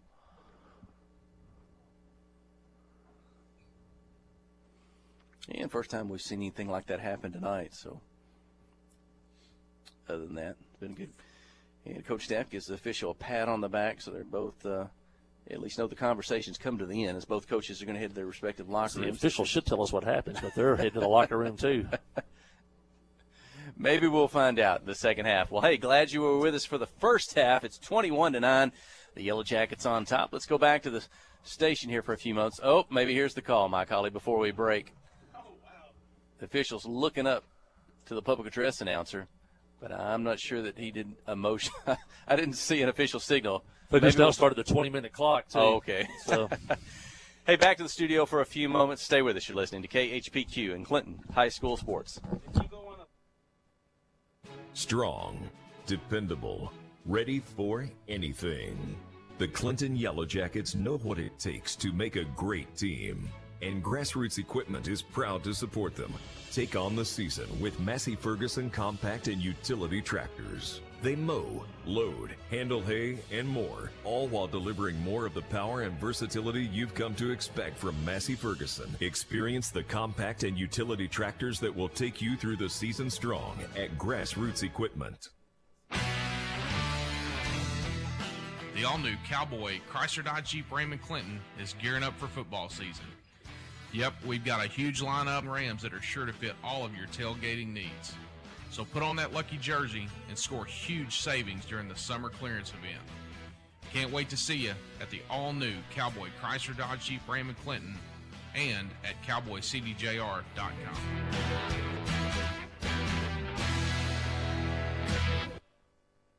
Friday night at the stadium is not the time to worry about your finances. Let First Arkansas Bank and Trust ease your mind with their mobile banking capabilities. You can check your balance, transfer funds between accounts, and even find the nearest ATM for dinner after a road game. The free mobile app is available on the iTunes Store and Android Market. You can cheer loud and proud for the Yellow Jackets because First Arkansas Bank and Trust has you covered. See a branch for more details. Equal Housing Lender, member FDIC. You know, life here wouldn't be the same without a sense of community. This is a wonderful place to live. The home of the Chuck Wagon Races, Greers Ferry Lake, and of course, Joe Lee Chevrolet. You know, Joe Lee Chevrolet is famous for fairness, honesty, and square dealing. Now for 4 generations. Sure, you can buy a new Chevrolet car, truck, any other place, but this isn't anywhere. This is home. They invite you to come on down to Joe Lee Chevrolet, where they have large rebates and incentives plus low interest rates. Joe Lee Chevrolet, Highway 65 South in Clinton. Towing and recovery is the last thing you think about until you really need it. Then you really want the best. There's only one name to call, Justin's Collision Repair Towing and Recovery. They have the largest and latest model recovery fleet in north central Arkansas. From small towing to heavy-duty towing, Justin's Collision Repair Towing and Recovery on Highway 65 in Clinton is the one to call, 745-2992. That's Justin's Collision Repair Towing and Recovery, 745-2992. F.L. Davis Cash Lumber, your Ace Hardware store, is a proud sponsor of Clinton Yellow Jacket Sports. F.L. Davis Cash Lumber can help with your electrical, plumbing, paint, tools, hardware, and flooring needs. They're a full-service hardware store and lumber yard. F.L. Davis can provide you with everything you need for your residential or commercial projects. The knowledgeable staff is always on hand to answer your questions. Visit F.L. Davis Cash Lumber, your Ace Hardware store. Same place, now Ace. Friday night at the stadium is not the time to worry about your finances. Let First Arkansas Bank and Trust ease your mind with their mobile banking capabilities. You can check your balance, transfer funds between accounts, and even find the nearest ATM for dinner after a road game. The free mobile app is available on the iTunes Store and Android Market. You can cheer loud and proud for the Yellow Jackets because First Arkansas Bank and Trust has you covered. See a branch for more details. Equal Housing Lender, member FDIC. The all-new Cowboy Chrysler Dodge Jeep Ram and Clinton is gearing up for football season.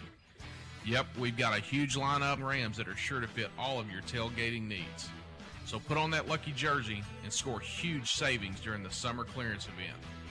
Can't wait to see you at the all-new Cowboy Chrysler Dodge Jeep Ram and Clinton and at cowboycdjr.com.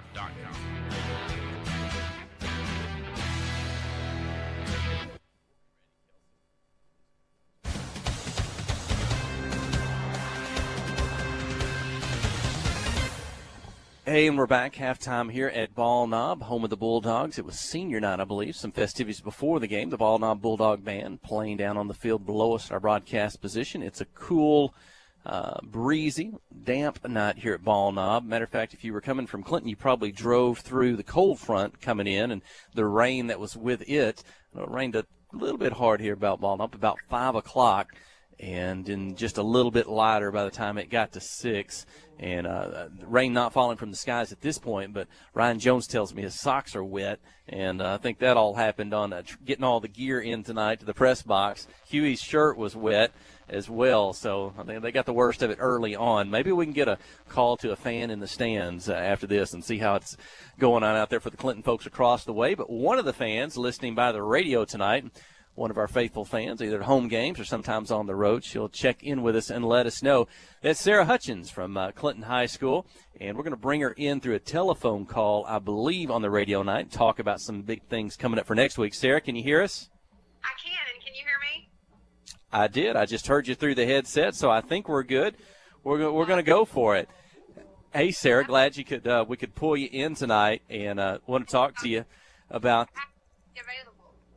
and talk to you about the battle of the Little Red next week. The big ball game against Heber Springs. We talked about it a little bit just earlier. Just telling folks to be looking forward to that next week. That's a game that's been week 1 of the football season for the previous 4 years. It's moved to week 9 this year. The two schools are now conference foes, and that's the way the conference schedule falls.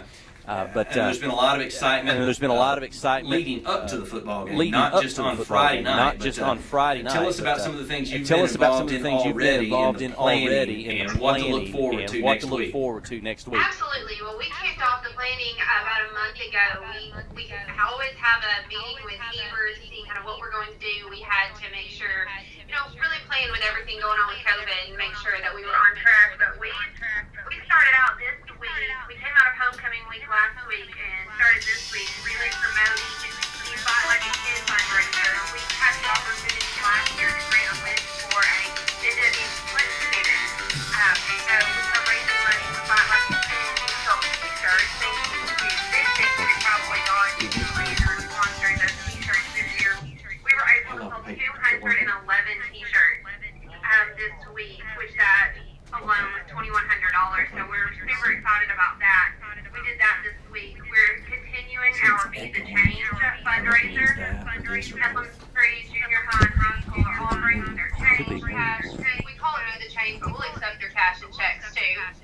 But we're carrying that on until Wednesday. So and all of the proceeds go to Fight Like a Kid, and that's something that we do with Heber. We've done with Heber the last few years, where we try to grant the wish of a student battling, or a student in the Grosse Pointe Lake area battling cancer or another disease that fits those requirements of Make-A-Wish, and that's been something that's really been great for us. Next week, we will kick off the drive where we benefit the school, and we'll be taking diapers and wipes as well as non-perishable food items, and that will go through Wednesday. You can drop off diapers and wipes or non-perishable food items or both to any of the offices. The elementary, junior high, and high school will all be participating. So a lot of fun. A lot of folks can get involved in various ways. Yes, we're asking the community to help out. We would love to have some community support with Fight Like a Kid, as well as the diapers and wipes and the non-perishable food. Community donations can be made at First Service Bank. The Clinton Athletic Booster Club has an account for Fight Like a Kid, and they can make donations there, or they can drop off any items at the high school, elementary, or junior high office until Wednesday. And then, but as part of fun of that, I think usually before the football game gets going on Friday night, they'll announce some of the totals in that, some of the competition between these two schools, who won that part of it, not just the football game, and the students can look forward to that as well. We do. We kicked that off about 6:30, and it's at home again. It's at home this year, so we're excited to have it back in Clinton, hoping to keep everything at Clinton that trophy. Coach Brent, you kept the trophy home, so we're hoping to keep it home. For a 5th year, Heber had even lost count. That's one thing I had to correct them on. Whenever we had the meeting, they thought it was 4. That's just because they haven't seen the trophy in so long. So we're really hoping to keep it home, but all the festivities leading up to it, regardless of which community wins, both communities are benefiting because all of the items that we raise in Clinton stays in Clinton. Same with Heber, so it's just a great way to really come together and benefit the community. And it's been a lot of fun the last few years. That kind of got started early on. A big push behind that was Allie King Sugg at our station there in Heber Springs, 101.9, the Lake Alley, and Billy Morgan and some of those crew really kind of helped get that off the ground in year 1 and get that built up. And so we got to be a part of that, promoting that and building that up. And, it didn't take much to get students excited, at least on the athletic side of things, about Clinton and Heber, because if my colleague mentioned earlier tonight, I think they played their first football game against each other in 1930 1939. Clinton leads the total series now by just 2 games. It's been competitive through the years. There have been some streaks back and forth. Clinton's on one of those win streaks right now. And those 2 schools in that competition, especially in recent years with the success of the Pee Wee football program. I mean, some of those now they're starting in 3rd or 4th grade with Clinton and Heber, being the game to watch, and maybe those 2 teams at the Pee Wee level end up in the Super Bowl, and so they don't just start counting wins and losses when they get 10th grade high school football. They can think back to the years they played Heber, maybe starting back as early as the 4th grade or so. And got it in English. I'll hear about we beat this Heber class when we were in 3rd, 4th, 5th grade, and they remember. They actually remember because it's not something that they just pick up in whenever they put on the varsity side. They pick it up pretty early on that rivalry with Heber. And and it's one of those to where maybe the win-loss record doesn't matter. Those 2 schools have had a lot of success. Clinton has been on the best 3-year run in school history. Those guys that graduated last year won more football games in 3 years than any other single class in Clinton high school football history. Such a good run. This year is one of those years to where you kind of got to rebuild a little bit, reload. You got to get some young guys grown up and some things like that. So we're looking for just our first win tonight. Heber Springs has yet to win a football game this season. But I can go back to, I mentioned earlier, we're at the football field where I played my last high school football game in the fall. I said 87, but it was the fall of 86, and we lost here to Ball Knob that night in the rain. Those were some years too when wins were kind of hard to come by. And Heber Springs was that game in about week 8 or so. It might be homecoming to where you kind of, as the season went on, you thought that's when you mark and you really wanted to win. So even this year with the records the teams have, that's one next week they can really get excited about. Absolutely, and I've always heard that before I came to Clinton. They may not win another game, but they're going to try to beat Clinton. We're going to try to beat Heber. It's just one that they're all going to. They're going to come out and play with everything they've got. Well, hey, tell folks, other than football, tell folks what you do around the campus there at Clinton High School. I do a little bit of a lot of things. I teach English. I teach 10th grade English accelerated and regular English. I'm also the journalism teacher. We do the Jacket Journal. You can check out jacketjournal.com for a lot of pictures. I have a photographer there tonight. She'll be posting pictures within the next few days. We try to keep updates on that. I also do the yearbook. Some people are probably wondering where our yearbook is at, and we hope to be getting that yearbook in soon due to some plant shutdowns. The plant that produced a 3rd yearbook, they were in shelter-in-place state, so they were shut down for a month. So they're running behind. So we hope to have that 2020 yearbook out soon, and we're already working on the 2020-2021, but we'll put that out for sale pretty soon. I'm also the Beta Club sponsor. You'll see the Beta kids around picking up after the home football game. They're really involved in a lot of different areas of school service projects, competitions. Very proud of them. So they keep me busy, but I couldn't enjoy it more. They're a great group here. Well, thanks, Sarah Hutchins. Thanks for what you do around the campus. Thanks for being a part of getting this year's Battle of the Little Red organized and ready to go for next week. And we'll look forward to seeing everybody at the field next Friday night, Jim Tumlinson Field. Come early. Look for some maybe pregame announcements as to the activities from the week, and then we'll have that kickoff at 7 o'clock. Absolutely, and thank you guys for all you do for our school. We really enjoyed all the live broadcasts, live radio broadcasts. You guys are an asset for sure. Well, thanks, Sarah. We'll let you slip away and get ready. Let's cheer the Yellow Jackets on to their first victory here tonight in the second half. Thank you. Hey, back to the studio here for just a couple of moments. When we return, we'll be closer to the kickoff. You're listening to KHPQ in Clinton High School Sports. Life here wouldn't be the same without a sense of community. This is a wonderful place to live. The home of the Chuck Wagon Races, Greers Ferry Lake, and of course, Joe Lee Chevrolet. You know, Joe Lee Chevrolet is famous for fairness, honesty, and square dealing. Now for 4 generations. Sure, you can buy a new Chevrolet car, truck, any other place, but this isn't anywhere. This is home.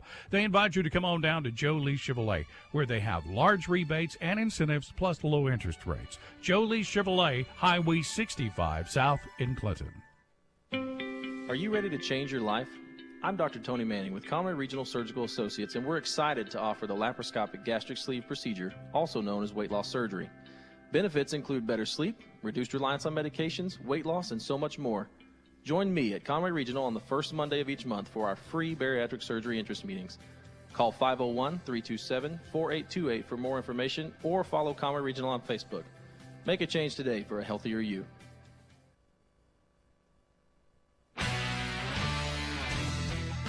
The all-new Cowboy Chrysler Dodge Jeep Ram & Clinton is gearing up for football season. Yep, we've got a huge lineup of Rams that are sure to fit all of your tailgating needs. So put on that lucky jersey and score huge savings during the summer clearance event. Can't wait to see you at the all-new Cowboy Chrysler Dodge Jeep Ram & Clinton and at cowboycdjr.com.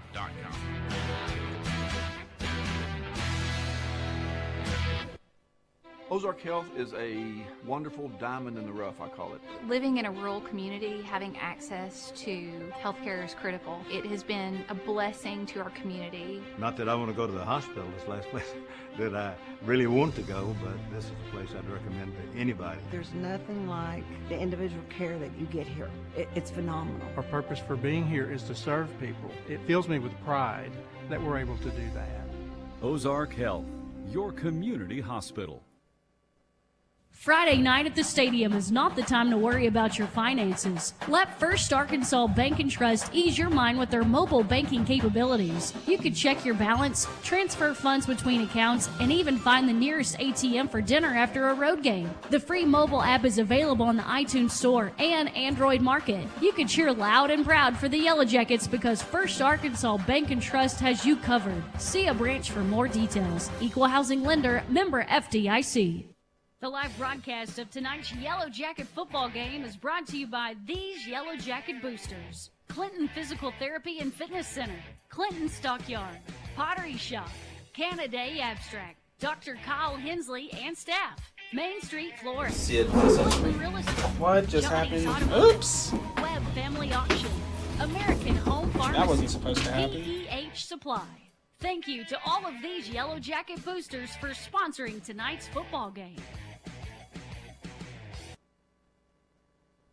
The Blagg Law Firm is a proud supporter of Clinton High School Yellow Jacket sports. When you need an attorney, call the Blagg Law Firm. Whether it's an injury accident, criminal defense, DWI, family dispute, or Social Security disability, Ralph Blagg believes in equal justice for all. Located on Court Street in downtown Clinton and on the internet at blagglaw.com. The Blagg Law Firm, a proud supporter of Clinton High School sports. The live broadcast of tonight's Yellow Jacket football game is brought to you by these Yellow Jacket boosters: Van Buren County Veterinary Clinic, United Country Arkansas Mountain Real Estate, PSG Heating and Air, Chad Brown, Attorney at Law, Gary Pack Lumber, Tharp's Barbershop, Latitude Bistro, Troy Gruszowski with Edward Jones. Thank you to all of these Yellow Jacket boosters for sponsoring tonight's football game.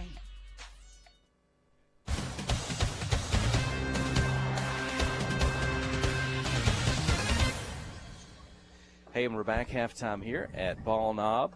And let's see, thanks to Sarah Hutchins for joining us on the radio there just a moment ago. Now we're going to try to get, I call him a fan in the stands. I don't know. He's down on the field near the Yellow Jacks down the court of the end zone. Hey, Phillip Jones, can you hear us okay? I can hear you now. Okay. Let's give this a try. I think we had some echo, some feedback earlier. That'd be something on our end, not yours, if we can get through this or not. But, hey, we're up in the press box tonight. It looks a little cool and damp out in the wind. What's the conditions like out on the field? Conditions are very cold, wind out of the north, but other than that, hey, we're winning, it's feeling warm right now. As long as we're winning, it's feeling warm. That's right, 21-9. Did you get it? Did you get on an explanation of what happened there at the end of the first half and the lengthy discussion? Yes, there were 3 personal fouls, 2 against us, 1 against Ball Mob. Looks like they were kind of shoving our kid while he was still on the ground. Of course, our boys went and retaliated, and of course, we had 1 come off the bench. So there'll be a penalty. Of course, 2 penalties will be offset, but then the extra ones, we had an extra player. There'll be a 15-yard penalty against us on a kickoff here. So, but luckily we'll have the wind behind our back, so maybe Auburn will get a good kick here. Yeah, well, again, certainly a good half. Clinton was stopped Ball Knob a couple of times, once on 4th down near the end zone. The other time they're right before, within 2 minutes of halftime to get the football back and have a chance to score there late in the first half. So I'm sure the kids must have been had some momentum, felt excited going off the field there to finish the first half. Oh, absolutely, absolutely. You know, you hate to see unsportsmanlike penalties happen, but hey, when our kid was in danger, you know, it kind of looked like punches to me on the field. We had our players ready, you know, have his back. This was kind of a good team, although you don't like the penalties, but I think you're going to see an exciting second half. We came out very excited. The team seemed focused, so let's hope all is good, and we'll come away with the victory tonight. Hey, thanks again for coming over tonight, carrying the supply stuff. I think you're in a Cowboy Dodge truck tonight, weren't you? Oh, did you make it over? You carrying over the equipment tonight in a Cowboy Dodge truck, I think I saw, back by the buses? Absolutely. Special thanks to Cowboy Dodge. Every away game, they help out the Booster Club, the football team, haul the equipment trailer, and this couldn't be done without them. So special thanks to Steve Landers and Cowboy Dodge. Okay. Well, hey, thanks, Philip. The Ball Knob's back to the field. I think they may be ready to go. The Yellow Jackets will be there shortly. Let's go on and cheer them on to victory here in the second half. Absolutely. Cheer them on. Let's go Jackets. Okay. Thanks, Philip. That's Philip Jones, president of the Booster Club. There he is on film if you're watching the show. Oh, I think I see young Jones over there, JoJo, over tonight from Harding University, where he's going to school just down the road. And Brother Ryan's got tuned in on the family there. I guess Mom can see him back home there. Yeah, we should have tipped her off. That's right. I was told by the coaches at half there were 2 penalties on Ball Knob and 1 on Clinton. But we will see. He's given 1 to each team. Those offset.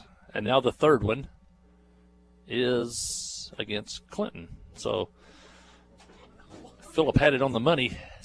And that'll back the second half kickoff, back 15 yards back to the 25 where Infante will have to. Yes, and we're kicking into the wind, so he's going to kick off from the 25. So Yellow Jackets lead 21-9. If they could win this third quarter, the Ball Knob will have the wind to their back. Infante had a good leg into that one, back to the 30, the 40, still on the feet, up to the 50, across the 50 to about the 48-yard line before there's probably 20 of the 22 kids out on the field in that pile to hold up the ball carry. But the Ball Knob's going to start on the Yellow Jacket side of the 50, but there's a flag on the play. It might have been behind the pile. That was at the point of kind of where they stopped forward. And there's another person. Oh, it's a face mask. Oh, my gosh. That's a third personal foul. What, third face tonight? mask penalty against the Yellow Jackets. Had a 15-yarder, a 5, and this one's going to be a 15-yarder. And so Ball Knob's going to start the second half up at the Yellow Jacket 39-yard line. I don't know if he did it or not. The official called it. We haven't seen this crew all year long, and the Yellow Jackets have been heavily penalized tonight. And now Ball Knob is set up a great field position at the Yellow Jacket 34 after that penalty. Well, they moved the football, but for that one series late. Picked off 40, 50. It's a race. Spencer Bannister, 30, 20, one man to beat. Going to be tackled up at the 17-yard line. There's a flag behind the play on the return away from the football. Boy, Bannister, what do you say? Jumped that route. He saw that one coming, came up, took it away. The quarterback caught him at the 17, and now we'll look back at the 50 where the flag is. You would think that the interception would stand, but what happened behind the play? The only thing I can see is the Yellow Jackets may have blocked in the back. Great job by the Clinton coaching staff. Oh, maybe a horse collar. Well, it could be a horse collar at the 50. The official was pulling on the back of his collar. but of course it'll be a block in the back. But we got the football. And I was going to say the great job by the Yellow Jacket defensive coaching staff. We've been seeing that out route all year. They made it. We saw it all the first half. Been successful play for Ball Knob. They made some type of adjustment at halftime, and Spencer Bannister picked that off. And we thought he might take it to the house, but the Yellow Jackets are going to be called for the block in the back. We'll take it over at our own 40. But the main thing is we got the football. We're going against the wind. If we could drive down and score, that would be huge. The Yellow Jackets lead 21-9. Lane Emberton splits wide right, wing T formation. Brody Emberton's in the slot. Tobin's going to go under center. 39. The give is to Epley. Gets to the right side to the end, turns it back inside. Across the 45, near the 46-yard line.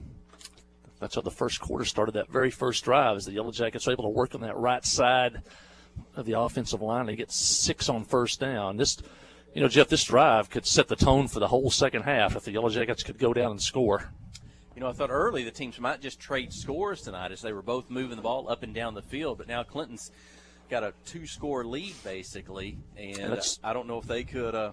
3 straight stops by the defense too. One at the 5-yard line, one down here at the 30 late in the half, and then now they start the second half with a stop and a first down. Inside handoff to Hutto, and boy, he had a burst at the end. I don't know if that was he or the defensive tackler behind him tackling him forward, but they burst for about 4 more yards all the way to the Ball Knob 45. Yeah, he didn't carry it much tonight, but when he has, he's been really effective. It almost looked like they were going to Nick Epley on the corner again, and then Hutto had it, that fullback blast out of the wing tee. I still think I want to. He reminds me of. Looks like they start to show some blitz up the middle. Instead, it's a handoff to Tony, just right of center. He'll get it up to the 40. Another 5-yard pickup. I said Tony. That's what I was talking about. Hutto reminds me of Dylan Tony. Dylan Tony from not too. Who was on that ago. 2010 championship team, who played here in 2009. And there was nobody better than Dylan Tony. It was 3 yards automatically every time, but usually more. And he wasn't very big, and he's looking like Hutto. He hit the line quick. Looking right down the line of scrimmage from our vantage point in the press box, the 40. It's the give to Epley. Moves to the left, right. There it is. 45, 30, 25. Breaking tackles. He's trying to pull away at the 15, the 10, all the way up to the 6-yard line. Nick Epley, a pickup of 34 on the carry. And some tough running and using his speed to get away from those tacklers.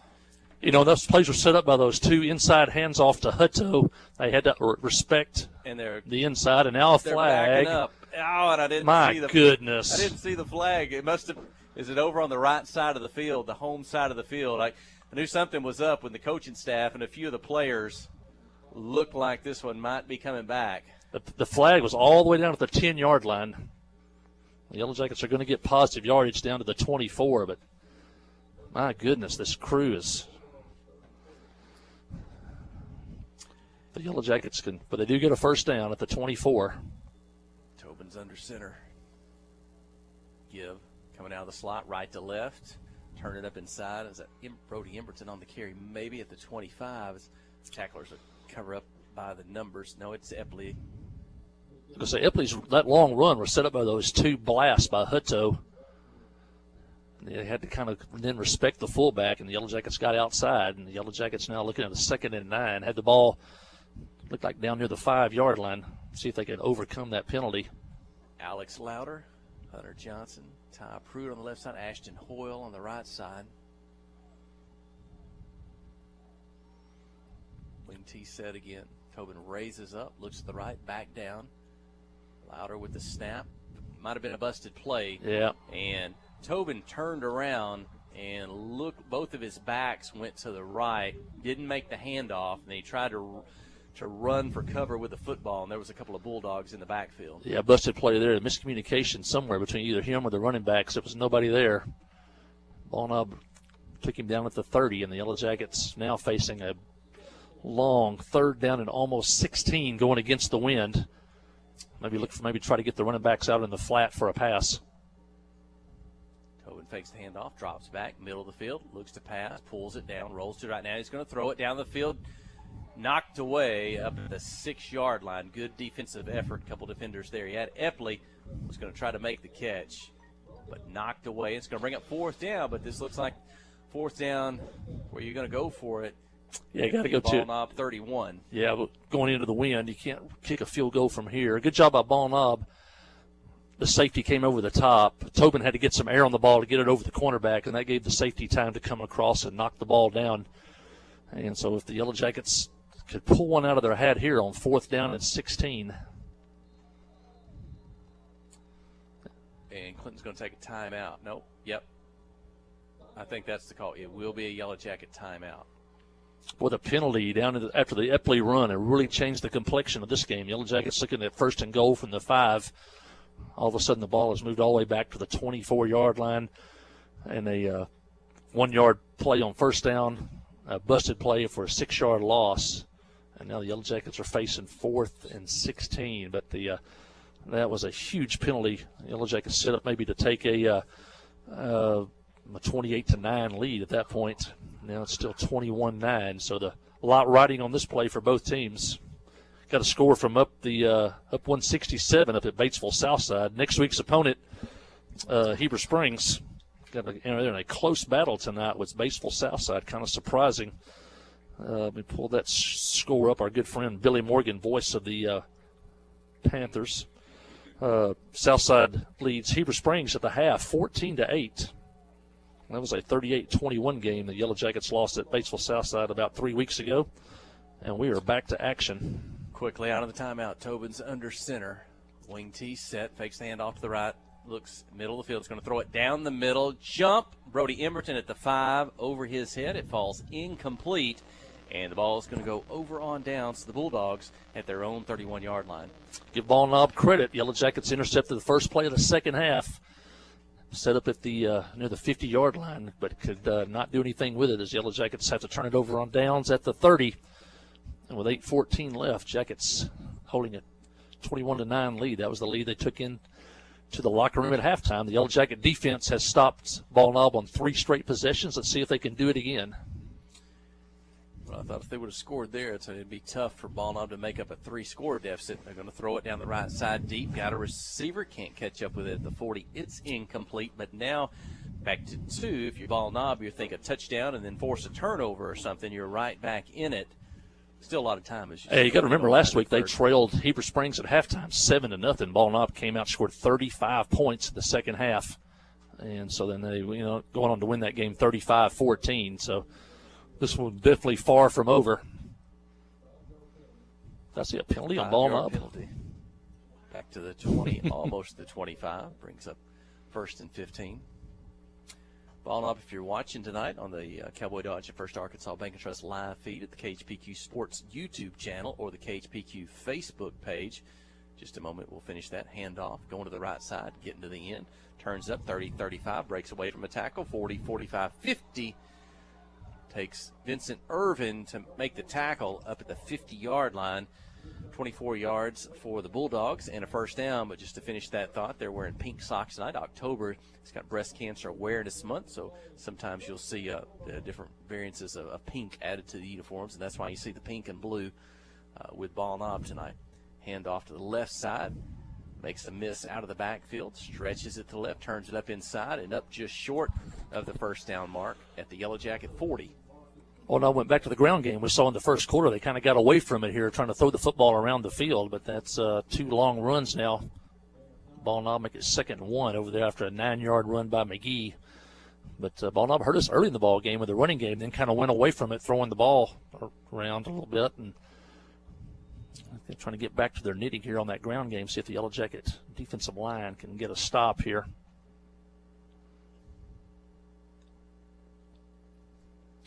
Here we go. Deep pass down the right side. Got a receiver there. Can't catch up with it at the 10. May have had a step or two on the Yellow Jacket defender, but just couldn't catch up with that football as they went for it one-on-one deep down the right side. Yeah, I think that might have been a little wind blowing. They're going with the wind. That one's just out of the reach of the receiver. It's going to bring up 3rd and 1. Ball Knob thought they had a free play there on 2nd and 1. I look for them to go back to the ground here. So it's 3rd down and 1 for Ball Knob at the Yellow Jacket 40. There's the snap, handoff inside. Going to get the first down, and down near the 36-yard line, it'll be a first down for Ball Knob. And keep the drive alive. Ball Knob started this down around the their own 30-yard line. 7 minutes left in the third quarter. Yellow Jackets still lead 21-9, looking for their first win of the season. Ball Knob goes without a huddle. They'll put 2 receivers on the right, 2 on the left. Where's the third? There's 3 on the left. Yeah, new quarterback in the game, too, for Ball Knob. And Reese Moody in the game. He's only a sophomore, so 2 sophomore quarterbacks dueling out there tonight, along with Harley Tobin. Empty backfield in the shotgun. 5 receivers. Hunter deep down the right side again. It's got a defender. Tobin defending. And again, maybe just a step. Couldn't catch up with that one. Inside the 10-yard line, it's incomplete. Yeah, just beyond the receiver. And wind still howling. They were challenging the Yellow Jacket defense that time, though. Had 2 defenders back deep to include Nick Epley and Harley Tobin. Spencer Bannister's now on that left side. Handoff out of the backfield, starting to the right. Jasper Burgess came in. Maybe got a hand on early. Short gain on the play, if any. Not much. They'll give him a yard. 3rd down and 9. Yeah, Yellow Jackets still with about 5 defensive linemen, so they've been trying to stop the run here. And that's creating some man-to-man situations out here on the outside. Ball Knob trying to hit the deep ball, and now they're going to look at 3rd and 9 here. Ashton Hoyle, Josh Witt, and Chase Blanton. Shotgun snap retreat. Going to be a screen inside. Caught. 33 making a move down the field. 20 runs into maybe his own man. Breaks away from a possible tackle and into the end zone. We'll look for a flag. There is one back at the 37-yard line. If they ever call one on Ball Knob, this will be the time because he hit the tunnel screen perfectly for a touchdown pass. Of course, they may have he's pointing at the Clinton side here. Play a little bit different, maybe with that screen and where your linemen are placed, and we'll see. It looks like they've made the decision. I think an illegal receiver downfield. Bring that one back. Now Ball Knob the Ball Knob coaches are hopping mad, but well, that negates a touchdown. I mean, Clinton had a big play deep into Ball Knob territory, called back by penalty on their previous series. But this one takes what would have been 6 points off the board. And the official, I think is he taking time to explain that to the quarterback about what happened there? As they're talking, you see that in basketball sometimes when they'll call a player to the side and coach him a little bit on what to do or what not to do. You don't often see that in football. I think he was having a demonstrative conversation there with the quarterback on. Bring the touchdown back. It also makes it 3rd and almost 15. So the Yellow Jacket defense needs to come up with a big play here. Here we go. Now the shotgun snap retreat to the 50. He's going to throw it quick on the right side a little bit at about the 35-yard line. They'll get some of it back. They'll set themselves up, for a 4th? Well, they got a good spot, too. Good spot. Wow. They're going to mark that at the 32-yard line. My angle was off a little bit. I think they've added about 3 yards. Tobin, a great tackle. He tackled immediately after he made the catch, and that's going to make it 4th down. What, 4th? You're saying 4? Well, this is a big play for the Yellow Jacket defense right here. Stopped them on a previous, 4th down opportunity. Maybe try to draw them off sides. 10 seconds on the play clock. Now the snap. 5 receivers in the pattern. Throwing across the middle. Makes a good catch. Up across the 20. Had a tackler coming in quickly from behind, but able to hang on to the football and the 1st down. Yeah, Dane Lindsay with the catch. They had 2 receivers, one in the slot, one to the wide. The wide man went a go. The slot receiver ran a 10-yard in, and Yellow Jackets behind him. It was a good play by Ball Knob. Got to give him credit. The pass was right on the money, and that keeps the drive alive for Ball Knob. One back in the field. Takes the handoff. Tobin comes back to make the tackle. Can't make it. Turns it up. Hops over a tackler across the 10 up near the 8-yard line. Boy, how did he do that? Yellow Jackets had opportunities that looked like to make tackles there and couldn't get enough on him to bring him down. Clark's a good running back. We've seen him tonight. He's strong. Yellow Jackets had him kind of bottled up near the line of scrimmage. He breaks free. He runs to the sideline, comes out for a moment. McGee, the kicker, is now lined up in the backfield. First and goal from the 9. Put 3 receivers on the right, 1 on the left. Going to roll to the right, hand off, start back, turn up in the middle of the field. First time maybe we've seen that play tonight. Gets little misdirection counter, try to get everything going to the right, and then the running back coming to the left, and the Yellow Jackets stayed home. And looks like maybe no gain on first down. What do you almost call that? What we used to think like a traditional draw. Maybe the quarterback took off running to the right. I guess the back did he just stand there? And the quarterback gives him the ball, and he starts back to the left or the middle. Clark back in the game for Ball Knob, number 14. 3 receivers to the left. Out of the backfield to the right. Tries to make a dive-in catch. Can't pull it in near the 5. It falls incomplete. And it'll be 3rd and goal for the Bulldogs. Once again, another big play for the Yellow Jacket defense. 3rd down and goal from the 9. Trying to keep them out of the end zone here. If you can get a stop here, then you force Ball Knob to have to make a decision whether to go for it on 4th down or try the field goal.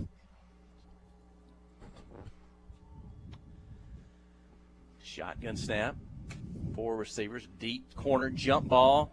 Couple Wow. Bulldogs. Yellow Jackets. How did he catch Does that? he hang on? It's a touchdown. You had what? He wasn't even the intended receiver. They threw it up in the corner of the end zone. He came across and caught it.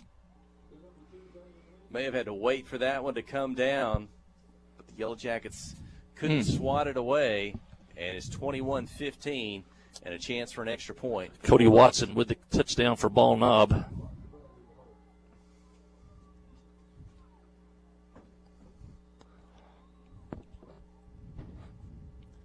.44 remaining in the 3rd quarter. And a kick, he either hooked that one left or it was blocked. It never had a chance. 21-15, Yellow Jackets lead. Stay with us. You're listening to KHPQ and Clinton High School Sports. At First Security, we're proud of our home state. That's why we created a website that's all about Arkansas, just like us. Visit onlyanark.com for local travel, food, culture, sports, and so much more. You'll find everything from unique festivals to weekend plans to prize-winning recipes you'll pass off as your own. It's all in one easy spot, onlyanark.com. For all things Arkansas, visit onlyanark.com today. Brought to you by First Security, member FDIC. FL Davis Cash Lumber, your Ace Hardware store, is a proud sponsor of Clinton Yellow Jacket Sports. FL Davis Cash Lumber can help with your electrical, plumbing, paint, tools, hardware, and flooring needs. They're a full-service hardware store and lumber yard. FL Davis can provide you with everything you need for your residential or commercial projects. The knowledgeable staff is always on hand to answer your questions. Visit FL Davis Cash Lumber, your Ace Hardware store. Same place, now Ace. Back to the 15. Hopefully with it. He'll turn it up to 20. In traffic, up to the 25. He'll go down there. The Yellow Jacket offense will take the field with a 21-15 lead. 3:36 remaining in the 3rd quarter. See if the Yellow Jackets can answer that Ball Knob touchdown. They drove 70 yards after stopping the Yellow Jackets on downs. The extra point was no good. The Yellow Jackets lead 21-15, led 21-9 at the half. Yellow Jackets intercepted the first pass of the second half. Couldn't do anything with it. Ball Knob answered. Yellow Jackets still going into the wind here for the final 3:36 of the 3rd quarter. 3 receivers to the right, 1 to the left. Shotgun. Hutto next to Tobin. Quick pass. Tobin caught. Jasper Burgess. Short gain on the play, maybe 3-4 yards. Burgess could be his 5th catch tonight, at least his 4th. Yeah, it's his 5th catch on the night. That was just a quick out to Burgess to see if he could make a move. He gets 4 yards on first down. I see the running back. He's out there on defense. That's Clark. Now Clark comes off the field. Quarterback also out of the game for Ball Knob, the starting quarterback.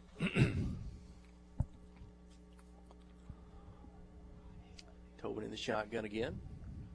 He's going to run. Gets to the right side. Tackled the line of scrimmage. Dropped there. 3rd down. And what a late flag comes in. 8. Tobin's already on the ground when that flag comes in. From way back in the secondary.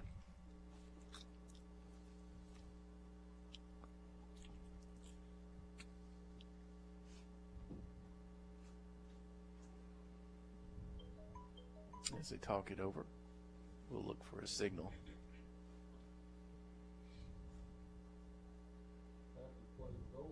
Is that a personal foul? I know nothing about the officiating crew. I'll just know that we've had more penalties tonight than we've had all season. Personal fouls have not been a characteristic of the Yellow Jacket team this year. That's going to make it. That's going to move the ball. We're against the wind, all the way back to the 14-yard line.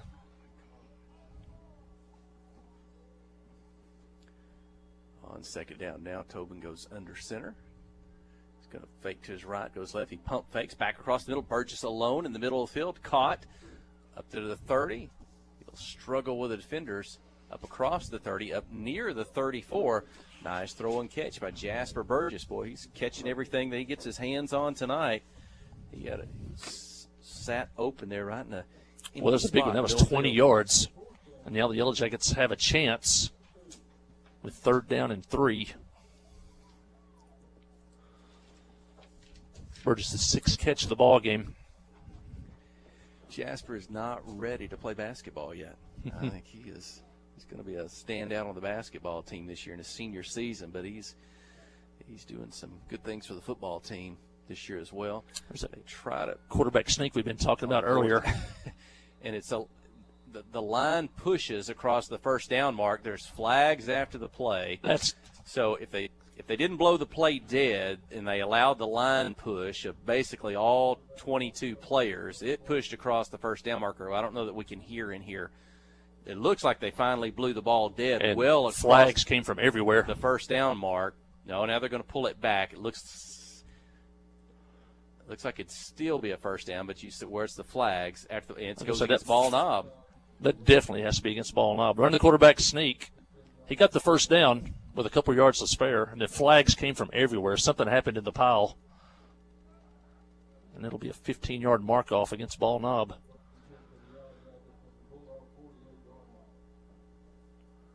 So that's a big 1st down for the Yellow Jackets. We were talking there momentarily during the change of hands that 21 points we don't think was going to win this football game tonight. So you got to keep that drive alive and now get on the Ball Knob side of the 50, try to put some more points on the board.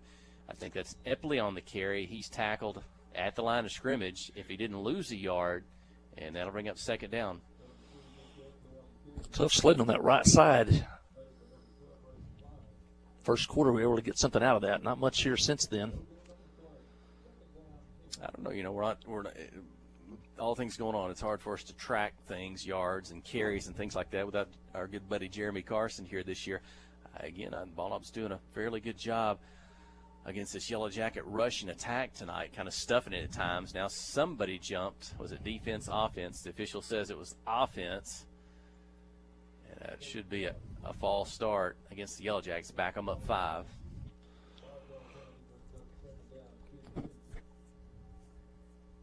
Procedure penalty on the Jackets. Going to back it up. Yeah, Ball Knob's loading the box. You can tell when the Yellow Jackets go under center and they think they're going to run the wing T offense, you can count. So it's that 1, 2, 3, 4, 5 linemen, 3 linebackers right up on top of the line of scrimmage. Tobin fakes the handoff, stops, wants to pass, rolls to his left, throws it near the sideline, right off the turf. The official right there looking into Blaine Emberton. He'll say no catch. And then Blaine voiced his displeasure to the official, and the official threw a flag. That's going to be a 15-yard unsportsmanlike on Emberton. That was right in front of our broadcast spot here. Got to keep your cool. Don't let Ball Knob do what they do. Just kind of keep your cool here. It's going to bog down this drive. That's going to be 15 yards. And it's going to be a dead ball foul, so it's going to be something like 3rd and about 25 when they're through counting it off. So maybe Blaine just saying, I made the catch. It didn't hit the turf. But the official came in quickly to say incomplete. And I guess he didn't want to hear a second opinion. So 3rd and forever, as they say, as the Yellow Jackets would have to get up to the Ball Knob 38 to get 3rd a and first 33, down. the scoreboard says. 42 seconds left. If you don't get a first down here, you have to punt into the wind one more time. It almost gives you the strategy. Maybe you keep it in bounds. Maybe try to run the clock out so you could punt with the wind, but we'll see what happens. We prefer a first down, though. And the Yellow Jackets take their second time out of the second half.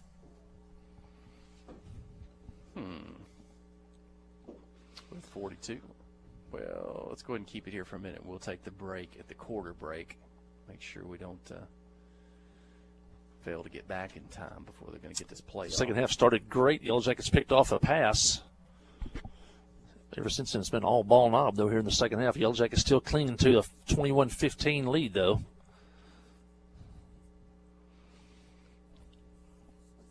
Those penalties have definitely been a factor in this ball game. Ball knob had a touchdown call back. They later scored, though. Clinton had the ball at the 5-yard line, had that one called back, and the Yellow Jackets eventually did not score. And now they face 3rd and 33.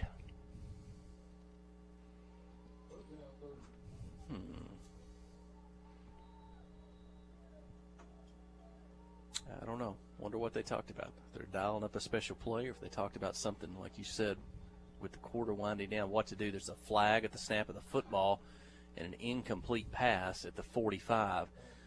This may be, they let the play continue, but throwing the flag, you're going to think maybe a penalty on the Yellow Jackets. Illegal motion. The incomplete pass stops the clock, so the Yellow Jackets will be forced to punt into the wind with 37 seconds left in the half. It will flip over, but Ball Knob should get good field position to start the fourth quarter. Yeah, they're going to bring out the tee, and Aldrich and Fonte will boot this one off the tee instead of punting the football. Snap. Get it down. He'll kick it. Good kick. Nobody back to return for Ball Knob. It's not going to roll much on the grass field, though, and it stops at the 33. Ball Knob will have it there. They'll hustle out on the field. We'll see. Maybe only one play if the clock doesn't stop. I think that was a break for Clinton. Ball Knob didn't send anybody back and allowed the ball to hit the ground and roll. That's about the best-case scenario for the Yellow Jackets. It goes all the way down to the 33. 17-27, about a 37-yard punt. That's the best one of the night either team has had against the wind. Spencer Bannister and Harley Tobin will cover the wide side of the field. We saw Ball Knob throw it deep down their right side on times in the third quarter earlier. They were trying to hit something there, but it's a handoff up the middle. Is that Harley in the backfield again? How does he come up from, I don't know if you want to call it almost like a strong safety position, and that's at least the third time tonight. He's in the backfield. That time he's able to make the tackle for a loss of 3. He kind of lines up and covers the slot, but it's almost like a outside linebacker, 46-yard line. It'll be interesting to see this film this week. Flag was laying at the 36. Now they're trying to put it down the sticks at the 49 of Clinton. Now they put it at the 46 of Ball Knob. So Yellow Jackets still with good field position. And we said this at Little Rock Mills, that we hold our own destiny in our own hands if we can go down and score. And we had that lead at Mills in the fourth quarter. If we could have went down and scored, we have the same situation tonight. Ball Knob looking to try to stop the run, looks like. Lead is 6, and they're going to stop it again in the backfield. Tackle for loss on Nick Epley as he took the football moving right to left and had 2 or 3 Bulldogs waiting on him. He's tackled behind the 50. Well, I thought they could have given him a couple of yards even further back. I don't know. They'll call it the 49. Yeah, they're overloading the line of scrimmage. It's just a game of numbers up there. They're outnumbering us on the line of scrimmage. But they're also, by doing that, they're giving us a chance to throw the football. So I look for maybe the Yellow Jackets to put it in the air. And Jasper Burgess has been really successful in that, catching the football. He's going to line up as a tight end on the right side. Little inside pitch inside of Brody Emerton coming out of the slot. Fumble. And Ball Knob thinks they recovered a fumble. I don't see a turnover signal from the official. Maybe they're going to say the ball carrier was down before the ball came loose. That looks to be the call. Brody got, 6, 7, 8 of it back. It's 3rd down and 8.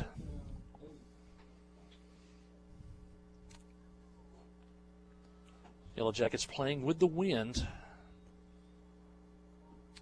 Interesting, if they don't make it here, they go for it or punt. Oh, and I was going to take a timeout. They were trying to run people on and off the field. Let's go ahead and take a quick timeout. Back to the studio. KHPQ and Clinton High School Sports. Strong, dependable, ready for anything. The Clinton Yellow Jackets know what it takes to make a great team, and Grassroots Equipment is proud to support them. Take on the season with Massey Ferguson compact and utility tractors. They mow, load, handle hay, and more, all while delivering more of the power and versatility you've come to expect from Massey Ferguson. Experience the compact and utility tractors that will take you through the season strong at Grassroots Equipment.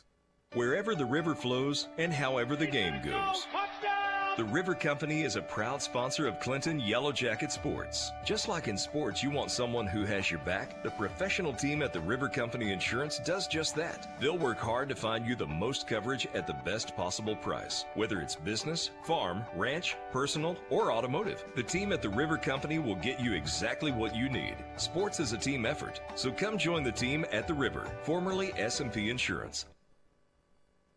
Snap of the football, a catch under the 35. Looks like it would be close to a first down, maybe the 34. It would be if it stand, but that flag's in the backfield at the snap. That's going to be an offensive penalty. Another well, you know, we don't like to. We don't often say a lot about the officials to guard ourselves. As a matter of fact, you're a high school official yourself at times, so we know that. I know in coaches, what was it after the Mills game? I think you went to talk to Coach after the game, and I think he'd already made a phone call concerning the officiating crew that night and voiced his displeasure, kind of what happened in the fourth quarter of that game that night. And it's just an unusual number of penalties tonight against Clinton that we haven't seen all season. It's maybe it's a more sensitive officiating crew. I'm not sure. It's going to be an interesting call here if they don't make it. What are they doing on 4th down? Tobin pump fakes, wants to maybe throw it deep, steps in the pocket, pressure, rolls to his right. Oh, he's going to be tackled at the 50. Dropped for a 1-yard loss on the play. Now you think they need to kick the football, maybe play a field position game with the wind. Can they put the Bulldogs back deep with 9:18 remaining in the lead 21-15 for the Yellow Jackets? Started this drive after the Jacob Hutto interception at the ball knob 46 and lose 4 yards. And it looks like they're going to have to punt it now from the 50. Love to pin ball knob deep here. Infante will be kicking with the wind. Needs to hurry, though. We're 6 seconds, 5 on the snap clock. They get the snap. They get it down. He'll kick it down the middle of the field. It'll be caught in the air at the 15, the 20. Middle of the field, breaks it out to the right. Good return, still on his feet across the 40, the 45, the 50. Driven out of bounds, but not until the return at the Yellow Jacket 46-yard line. So didn't quite get to flip the field on that one like we hoped. Ball was going to have it right back to where the Yellow Jackets were when they were on 4th down, and so they're going to have a short field against the wind in the fourth quarter. But they had to hurry with the snap. Their snap clock was down to about 2 seconds. The worst thing you could do there was kick it to where Ballnop could catch it in the air, and that's what he was able to catch it in the air on the run and got all the way over the 50 down to the Clinton 46. So it's up to the Clinton defense again. Ballnop on 1st down. There's Clark on the inside. He's going to get a couple of yards and give there's Nick Ipley on the tackle along with Nathan Witt also there on the tackle. The ball will be at the ball knob 44-yard line, or the Clinton 44. Check that to be 2nd down and about 9. Ball knob going against the wind here with 8:30 left in the ball game. Stay with us, folks. Inch up to that radio or that TV. Yellow Jackets clinging to a 21-15 lead, and look like a flag maybe on the far side of the field, and maybe this one's going to go against ball knob. They're talking to Coach Dufran on the far side, asking what he wants to do.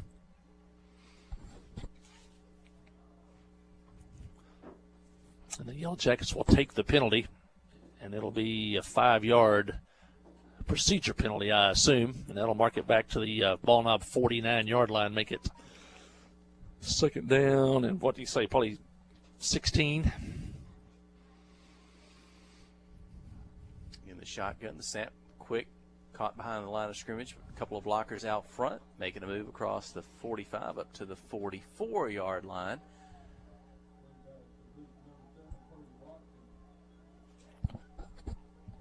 Watkins on the catch from Moody. Second down and 8. Or Watson on the catch.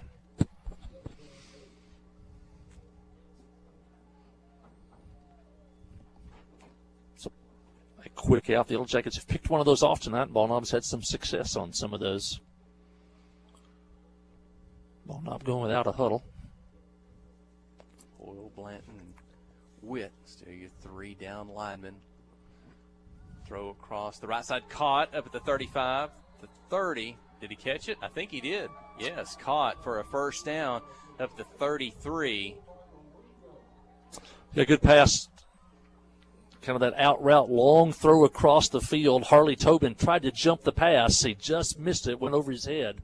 And give Ball Knob credit. Looked like a one-handed catch from over here, and a first down for Ball Knob down at the Yellow Jacket 34. Tobin tried to make a play on it, couldn't knock it down. Ball Knob made the catch, and Ball Knob with a first down. 7:35 on the clock. Shotgun roll to the left, flag on the play. Step up in the pocket, step away from a couple Yellow Jacket arm tackles to get back to the line of scrimmage, maybe a yard or two across. There was a flag early on in the play of that one. This one may be coming back. 2 flags, too. One on the near side, I believe, was the one from behind the line of scrimmage. They're asking Clinton what they want to do, so that's a good sign.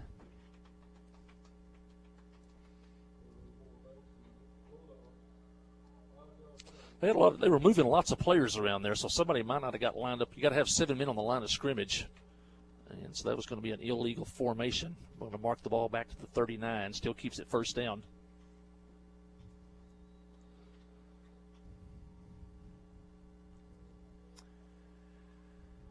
At the Yellow Jacket 39, clock running, 7:18 remaining. Looking to pass out on the left side, caught in the flat near the sideline.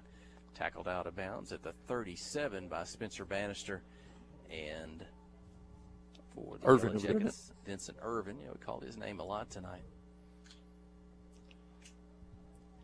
Brings up second down. Vincent at Irvin, the 13. sophomore. Nice young man. He walked into the classroom one time. He goes, "Hello, my name is Vincent Irvin. What's yours?" So, shotgun, back stays in the block, pressure, roll the right, step up in the pocket. This time it's going to go down at the 40. Loss on the play.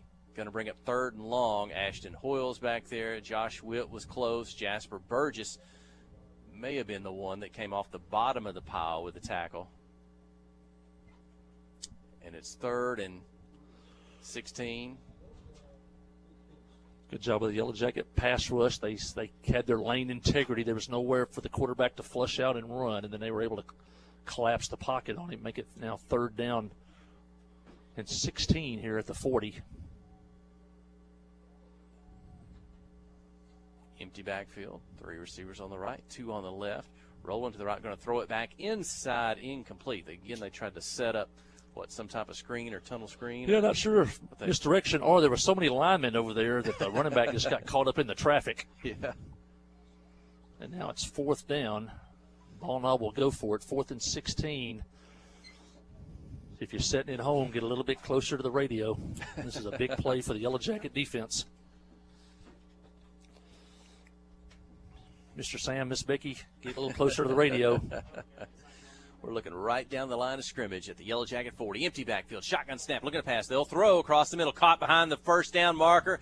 It won't be close. The Jacob catch is Hutto. made, but the 33-yard line, the tackle, and the ball is going to go over on downs to the Yellow Jackets with 5:52 remaining. It's a 6-point lead at 21-15. The wind at their backs. The Yellow Jackets can score, or if not, at least take some time off the clock. Good job of the Yellow Jackets defense. The linebackers backed up into coverage, kept everybody in front of them, and they allowed him to make that short catch, and then Jacob Hutto quickly made the tackle, and the Yellow Jackets have the ball and the lead with 5:52 left in this one on the road. Here we go. Tobin under center. They give to Epley, moving to the left. Pick up a couple of yards to the 35. Ball up, still loading the line of scrimmage. We're either going to pop one and get into that second level for a big play, or we're going to hit a pass. But Ball Knob is basically saying, we're not going to let you run the football. They've got 5 guys up on the line of scrimmage, and they're sneaking the linebackers right up on top of them. So they've got our offensive line basically, outnumbered. It's basically with a tight end, it's something like 8-on-6 up there. So maybe look for Jasper Burgess to sneak out into the flat. Inside handoff, met in the backfield, loss on the play. Loss at 2, maybe 3, close to the original line of scrimmage. I think they picked up 3 on that first play, lost 2 here. So going to bring up 3rd and 9, clock at 5 minutes and running. Another long situation here. Then you get in, 3rd and long, and they're looking for the pass. Let's see what the Yellow Jackets can do here. Maybe get Harley out on the corner, giving the option to run our pass. He's in the shotgun. Hutto moves to the right out of the backfield to throw it back to the left. Caught, but tackled at the line of scrimmage. No gain on the play. 4th and 9 for the Yellow Jackets. 4:28, clock running. And there's a flag long after the play is dead. There's a second flag.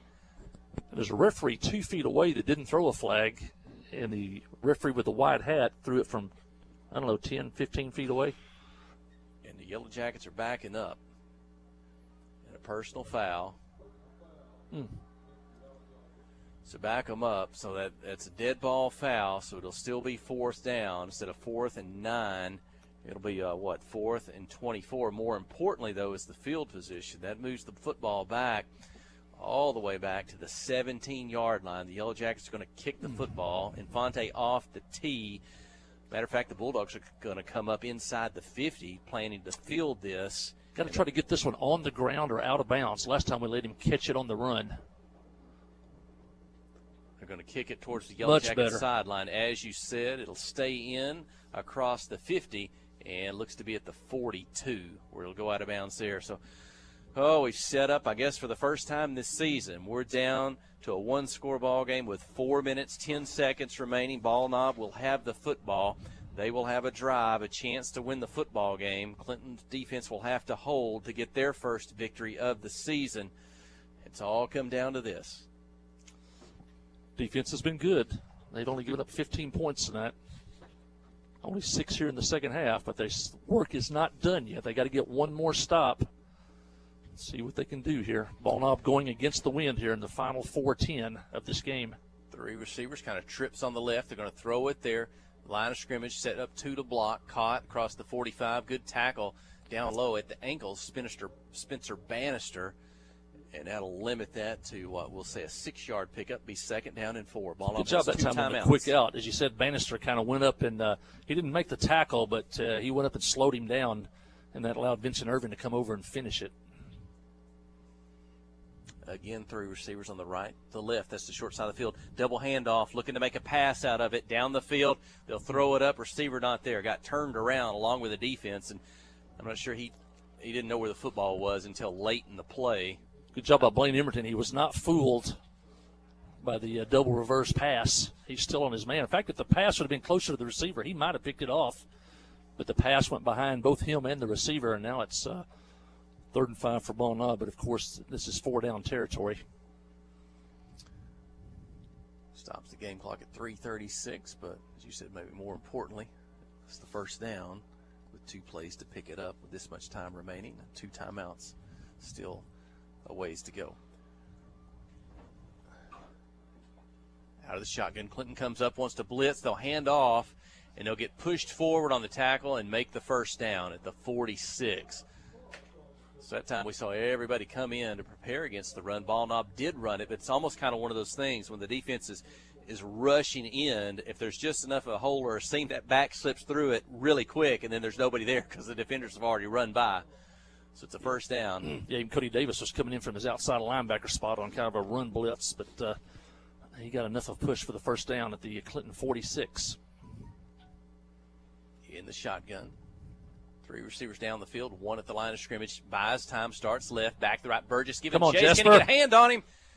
And Jasper will force the quarterback to kind of throw it back across his body to a receiver nearby. That was maybe just as good as kind of throwing away and avoid the loss on the play. With Burgess about to make the tackle. Well, officials are confirming whether that was intentional grounding, but number 24 was for Ball Knob was in the area. The Yellow Jackets forced. Good job by the secondary. Nobody to throw it to. The defensive line, kept the pocket, and then Jasper Burgess almost ran him down from behind. Second down and 10. Clock stopped at 3:10 remaining. 21-15 is the lead. Against the wind. Snap of the football. Flags fly. They'll blow the play dead. And back them up 5 for a false start.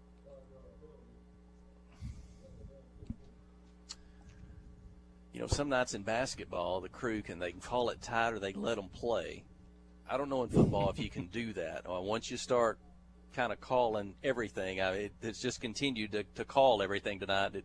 Sometimes maybe it disrupts the rhythm of a ball game, but that's how it is. Here we go. 2nd and 15. The shotgun. Handoff. Turn it up inside. Tough yards back to the original line of scrimmage at the 46. Cody Davis on the tackle. Chase Blanton on the tackle. You got the back to the original line of scrimmage. It'll make it 3rd and 10 at the Yellow Jacket 45.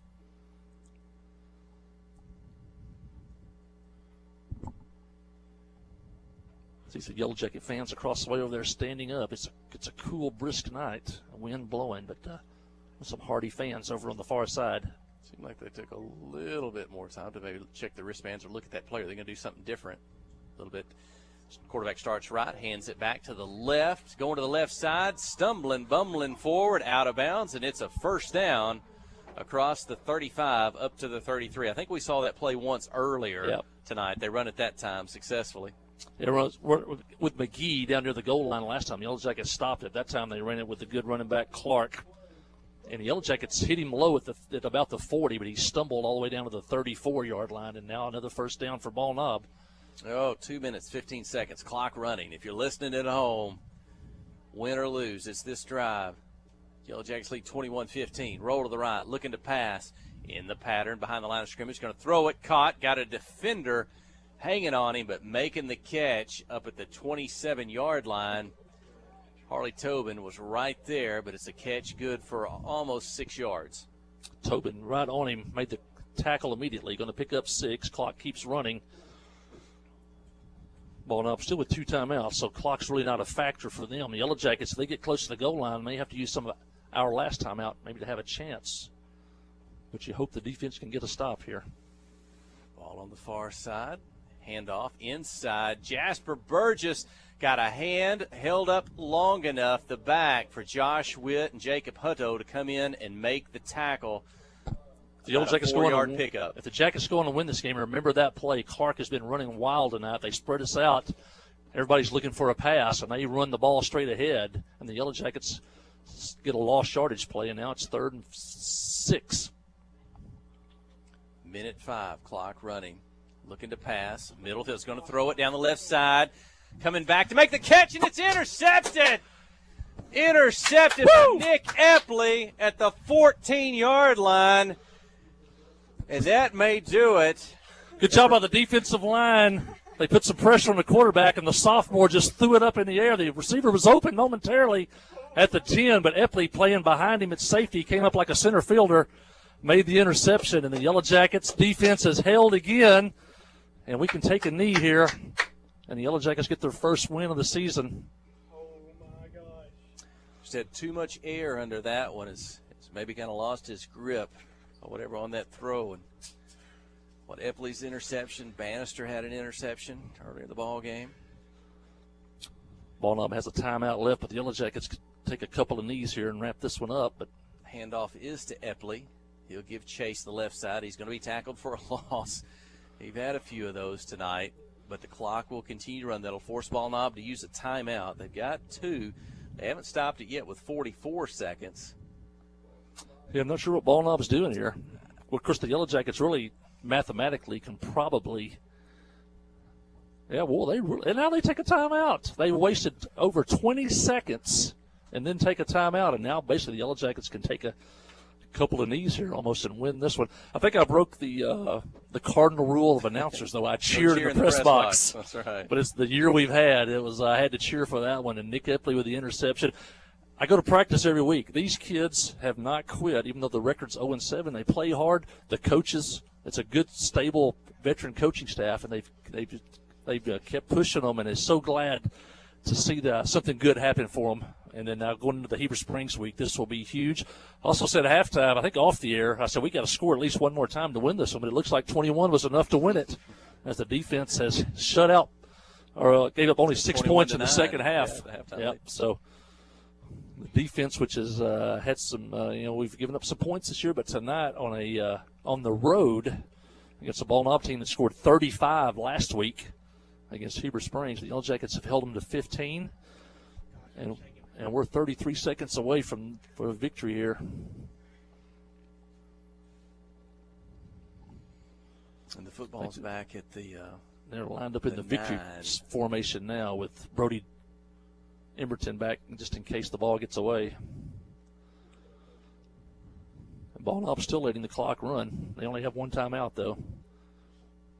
And now they take it. I mean, if you're going to take a timeout, take it immediately. That time, 9 seconds ran off the clock. Before that, 20 seconds ran off the clock. Right here, you take a knee. There's only 25 seconds on the snap clock. We're at 24.6. So it's at fourth down. They'll never have to make the snap. We can just keep away from a penalty. Keep the kids away. We've had. They would have had 30 more seconds on the clock, or 20 and a 9. They would have had 29 more seconds on the clock. So time management for Ball Knob has not been the best. The Yellow Jackets will definitely take the favor. And the Yellow Jackets, 24 seconds from bringing home a victory back to Van Buren County tonight. There's also a Ball Knob team that held Little Rock Mills to 7 points. The Yellow Jackets scored 21 tonight against them.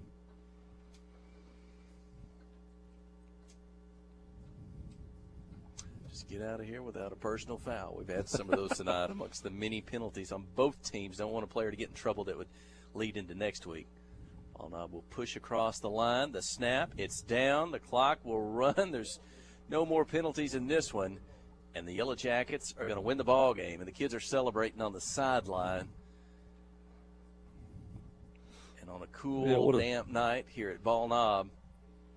Yeah, what a scene tonight for the Yellow Jackets. And got a feel for those guys and the coaching staff to get a win tonight. And now maybe look to go for 2 in a row next week against Heber Springs. How about that? The clock has hit 0. Again, in the year of COVID, the players, they don't walk across the 50 and shake hands with each other. Sometimes the coaches will go do a fist bump or they'll wave at each other from the side. I saw maybe a kid or two of ours as they walked away with a couple of Ball Knob kids kind of shake hands there and say good game. But that'll do it. Now look at the players. They've gone to the sideline on the track, and they're saluting the fans in the stands who've made their way over tonight to brave the cool, windy, wet weather. And the fans are loving it over there. They're all standing and cheering, and it's cold and wet, and the wind blowing. And they came out tonight just like they always do every week. And the Yellow Jackets get a win tonight. My score 21-15. Hey, let's go ahead and let's take a break, Kelsey, if you want to. Let's make our final break of the evening. If anything you need to run there from the station when we return, we'll recap this one just a bit and wrap it up for you. You're listening to KHPQ and Clinton High School Sports. Life here wouldn't be the same without a sense of community. This is a wonderful place to live. The home of the Chuck Wagon Races, Greers Ferry Lake, and of course, Joe Lee Chevrolet. Joe Lee Chevrolet is famous for fairness, honesty, and square dealing. Now for 4 generations. Sure, you can buy a new Chevrolet car, truck, any other place, but this isn't anywhere. This is home. They invite you to come on down to Joe Lee Chevrolet, where they have large rebates and incentives plus low interest rates. Joe Lee Chevrolet, Highway 65 South in Clinton. At First Security, our team is proud to be only in Arkansas. In fact, we've been committed to our home state since 1932. Why does that matter? Banking with First Security means that you get friendly service from local professionals right where you live. Decisions are made here, and so are relationships. From personal banking to business to mortgage, First Security is here for you. First Security, only in Arkansas. FSBank.com. Member FDIC, Equal Housing Lender. Towing and recovery is the last thing you think about until you really need it. Then you really want the best. There's only one name to call. It's been a long time since a win for those seniors and those juniors. They were what? Probably a long time since we had a game one here. November. Oh yeah. Heavy duty towing. I think we was only in conference maybe 2 years ago. Recovery on Highway 65 in Clinton. We lost that game here in 09. 745-2992. They won the conference one year, didn't they? That year where a different team won every year. Ball Knob won one of the years. We like this. These are the semifinals, at least the game. All-new Cowboy Chrysler Dodge Jeep Raymond Clinton is gearing up for football season. Yep, we've got a huge lineup of Rams that are sure to fit all of your tailgating needs. So put on that lucky jersey and score huge savings during the summer clearance event. Can't wait to see you at the all-new Cowboy Chrysler Dodge Jeep Raymond Clinton and at cowboycdjr.com. All right, game's around. Strong, dependable, ready for the kicker for Ball Knob, he kicked that long field goal, then he wouldn't even close on those extra points. To make a great Here, let's take that over there. Equipment is proud to on your support side. Take on the season with Massey Ferguson compact and utility tractors. They mow, load, handle hay, and more, all while delivering more of the power and versatility you've come to expect from The colors are a little bit more natural in this, so maybe that screen setting may just not be a natural color tonight, but maybe what ends up over them. Your Ace Hardware store is pretty a sure it was proud their sponsor senior of night, Clinton too. Yellow Jacket Sports. Yeah, I FL think Davis so, yeah. Cash Lumber can help with your electrical, We went all the way tools, when we came hardware, to and flooring needs. Well, They're a Burgess scored full-service first, didn't he? hardware store and lumber Yeah. yard. FL Davis can Yeah. provide you with everything you need for your residential or Let's make commercial him player of the game. projects. Knowledgeable staff is He did always good, on yeah. hand to Tackles. answer Yeah. your questions. Visit FL And he had at Davis least 6 Cash catches. Lumber, your Yeah, Ace touchdown. Hardware store. Yeah. Same Could place, be a home now game. Ace.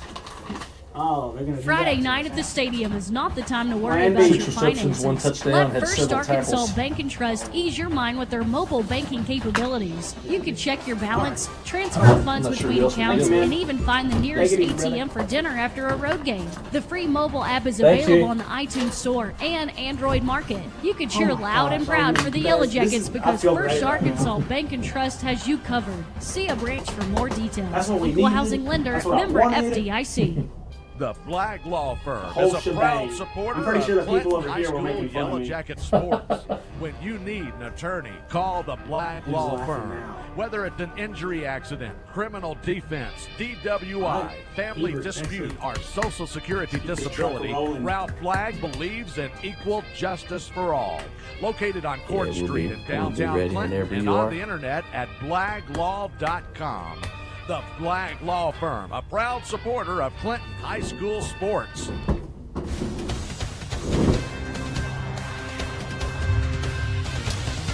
Well, they're starting to turn the lights off here on senior night at Ball Knob, but several Yellow Jacket players that are still over on the track, I guess, getting to talk with Mom and Dad and some of the fans. They hadn't made their way to the locker room. They were celebratory in their post-game gather up there out on the field.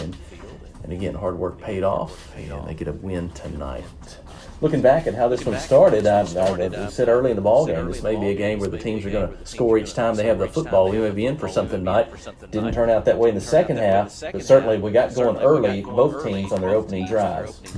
Yeah, I thought it might be a shootout early on. The defense took hold after that. Yellow Jackets got the ball first. Took over their own 28-yard line. They picked up 4 first downs. The key play was a 15-yard pass to Jasper Burgess to end the drive. Brody Emerson had a big run in that drive. Yellow Jackets Jackets would eventually go 72 yards. Jester Burgess on a 12-yard touchdown pass from Harley Tobin for the touchdown. Ulrich Infante kicked the extra point. His first of 3 on the night, and with 6:51 left in the first quarter, the Yellow Jackets going against a 17-mile-an-hour wind, led by a score of 7-0. Ball Knob came back. They drove 81 yards. Yellow Jackets defense stiffened. Ball Knob was forced to kick a 37-yard field goal by Marcus McGee. That was at the 3:30 mark. Yellow Jackets led by a score of 7-3. Ball Knob forcing the Yellow Jackets to punt. Took over, I think it was a 9-yard punt. They took over at the Yellow Jacket 44-yard line. And starting quarterback, the junior Pierce Leeson, hit a 13-yard touchdown run. 10 seconds before the end of the first quarter. The extra point was no good. And Ball Knob had their first and only lead of the night at 9-7. Going into the second quarter, Yellow Jackets took over after the kickoff at their own 23-yard line. The Yellow Jackets picked up 3 first downs. Nick Epley was a key pass on 4th down and 2. He picked up the first down for the Yellow Jackets. And then Blaine Emerton on a 5-yard touchdown catch. Infante kicked the extra point, and with 6:31 left in the first half, the Yellow Jackets were back in the lead, a lead they would never relinquish by a score of 14-9. The Yellow Jackets forced Ball Knob to turn the ball over on downs, also forced Ball Knob to have to punt the football late in the first half. The Yellow Jackets took over with about 2 minutes and 15 seconds to go at the Ball Knob 34, and they drove down the field using up most of the clock. Brody Emerton scored on a 4-yard touchdown pass with 6 seconds left in the first half. Infante kicked the extra point. The Yellow Jackets went into the locker room at halftime by a score of 21-9. At that point, we said if the Yellow Jackets could score just one more time, they'd probably win this one tonight. Turned out, Yellow Jackets didn't score again, but they did win the ball game. Yellow Jackets picked off the first pass of the second half. The first play of the second half, Ball Knob had took the ball over to Clinton 34. Jacob Hutto picked it off. Yellow Jackets couldn't do anything with it. Had to turn the ball over on downs.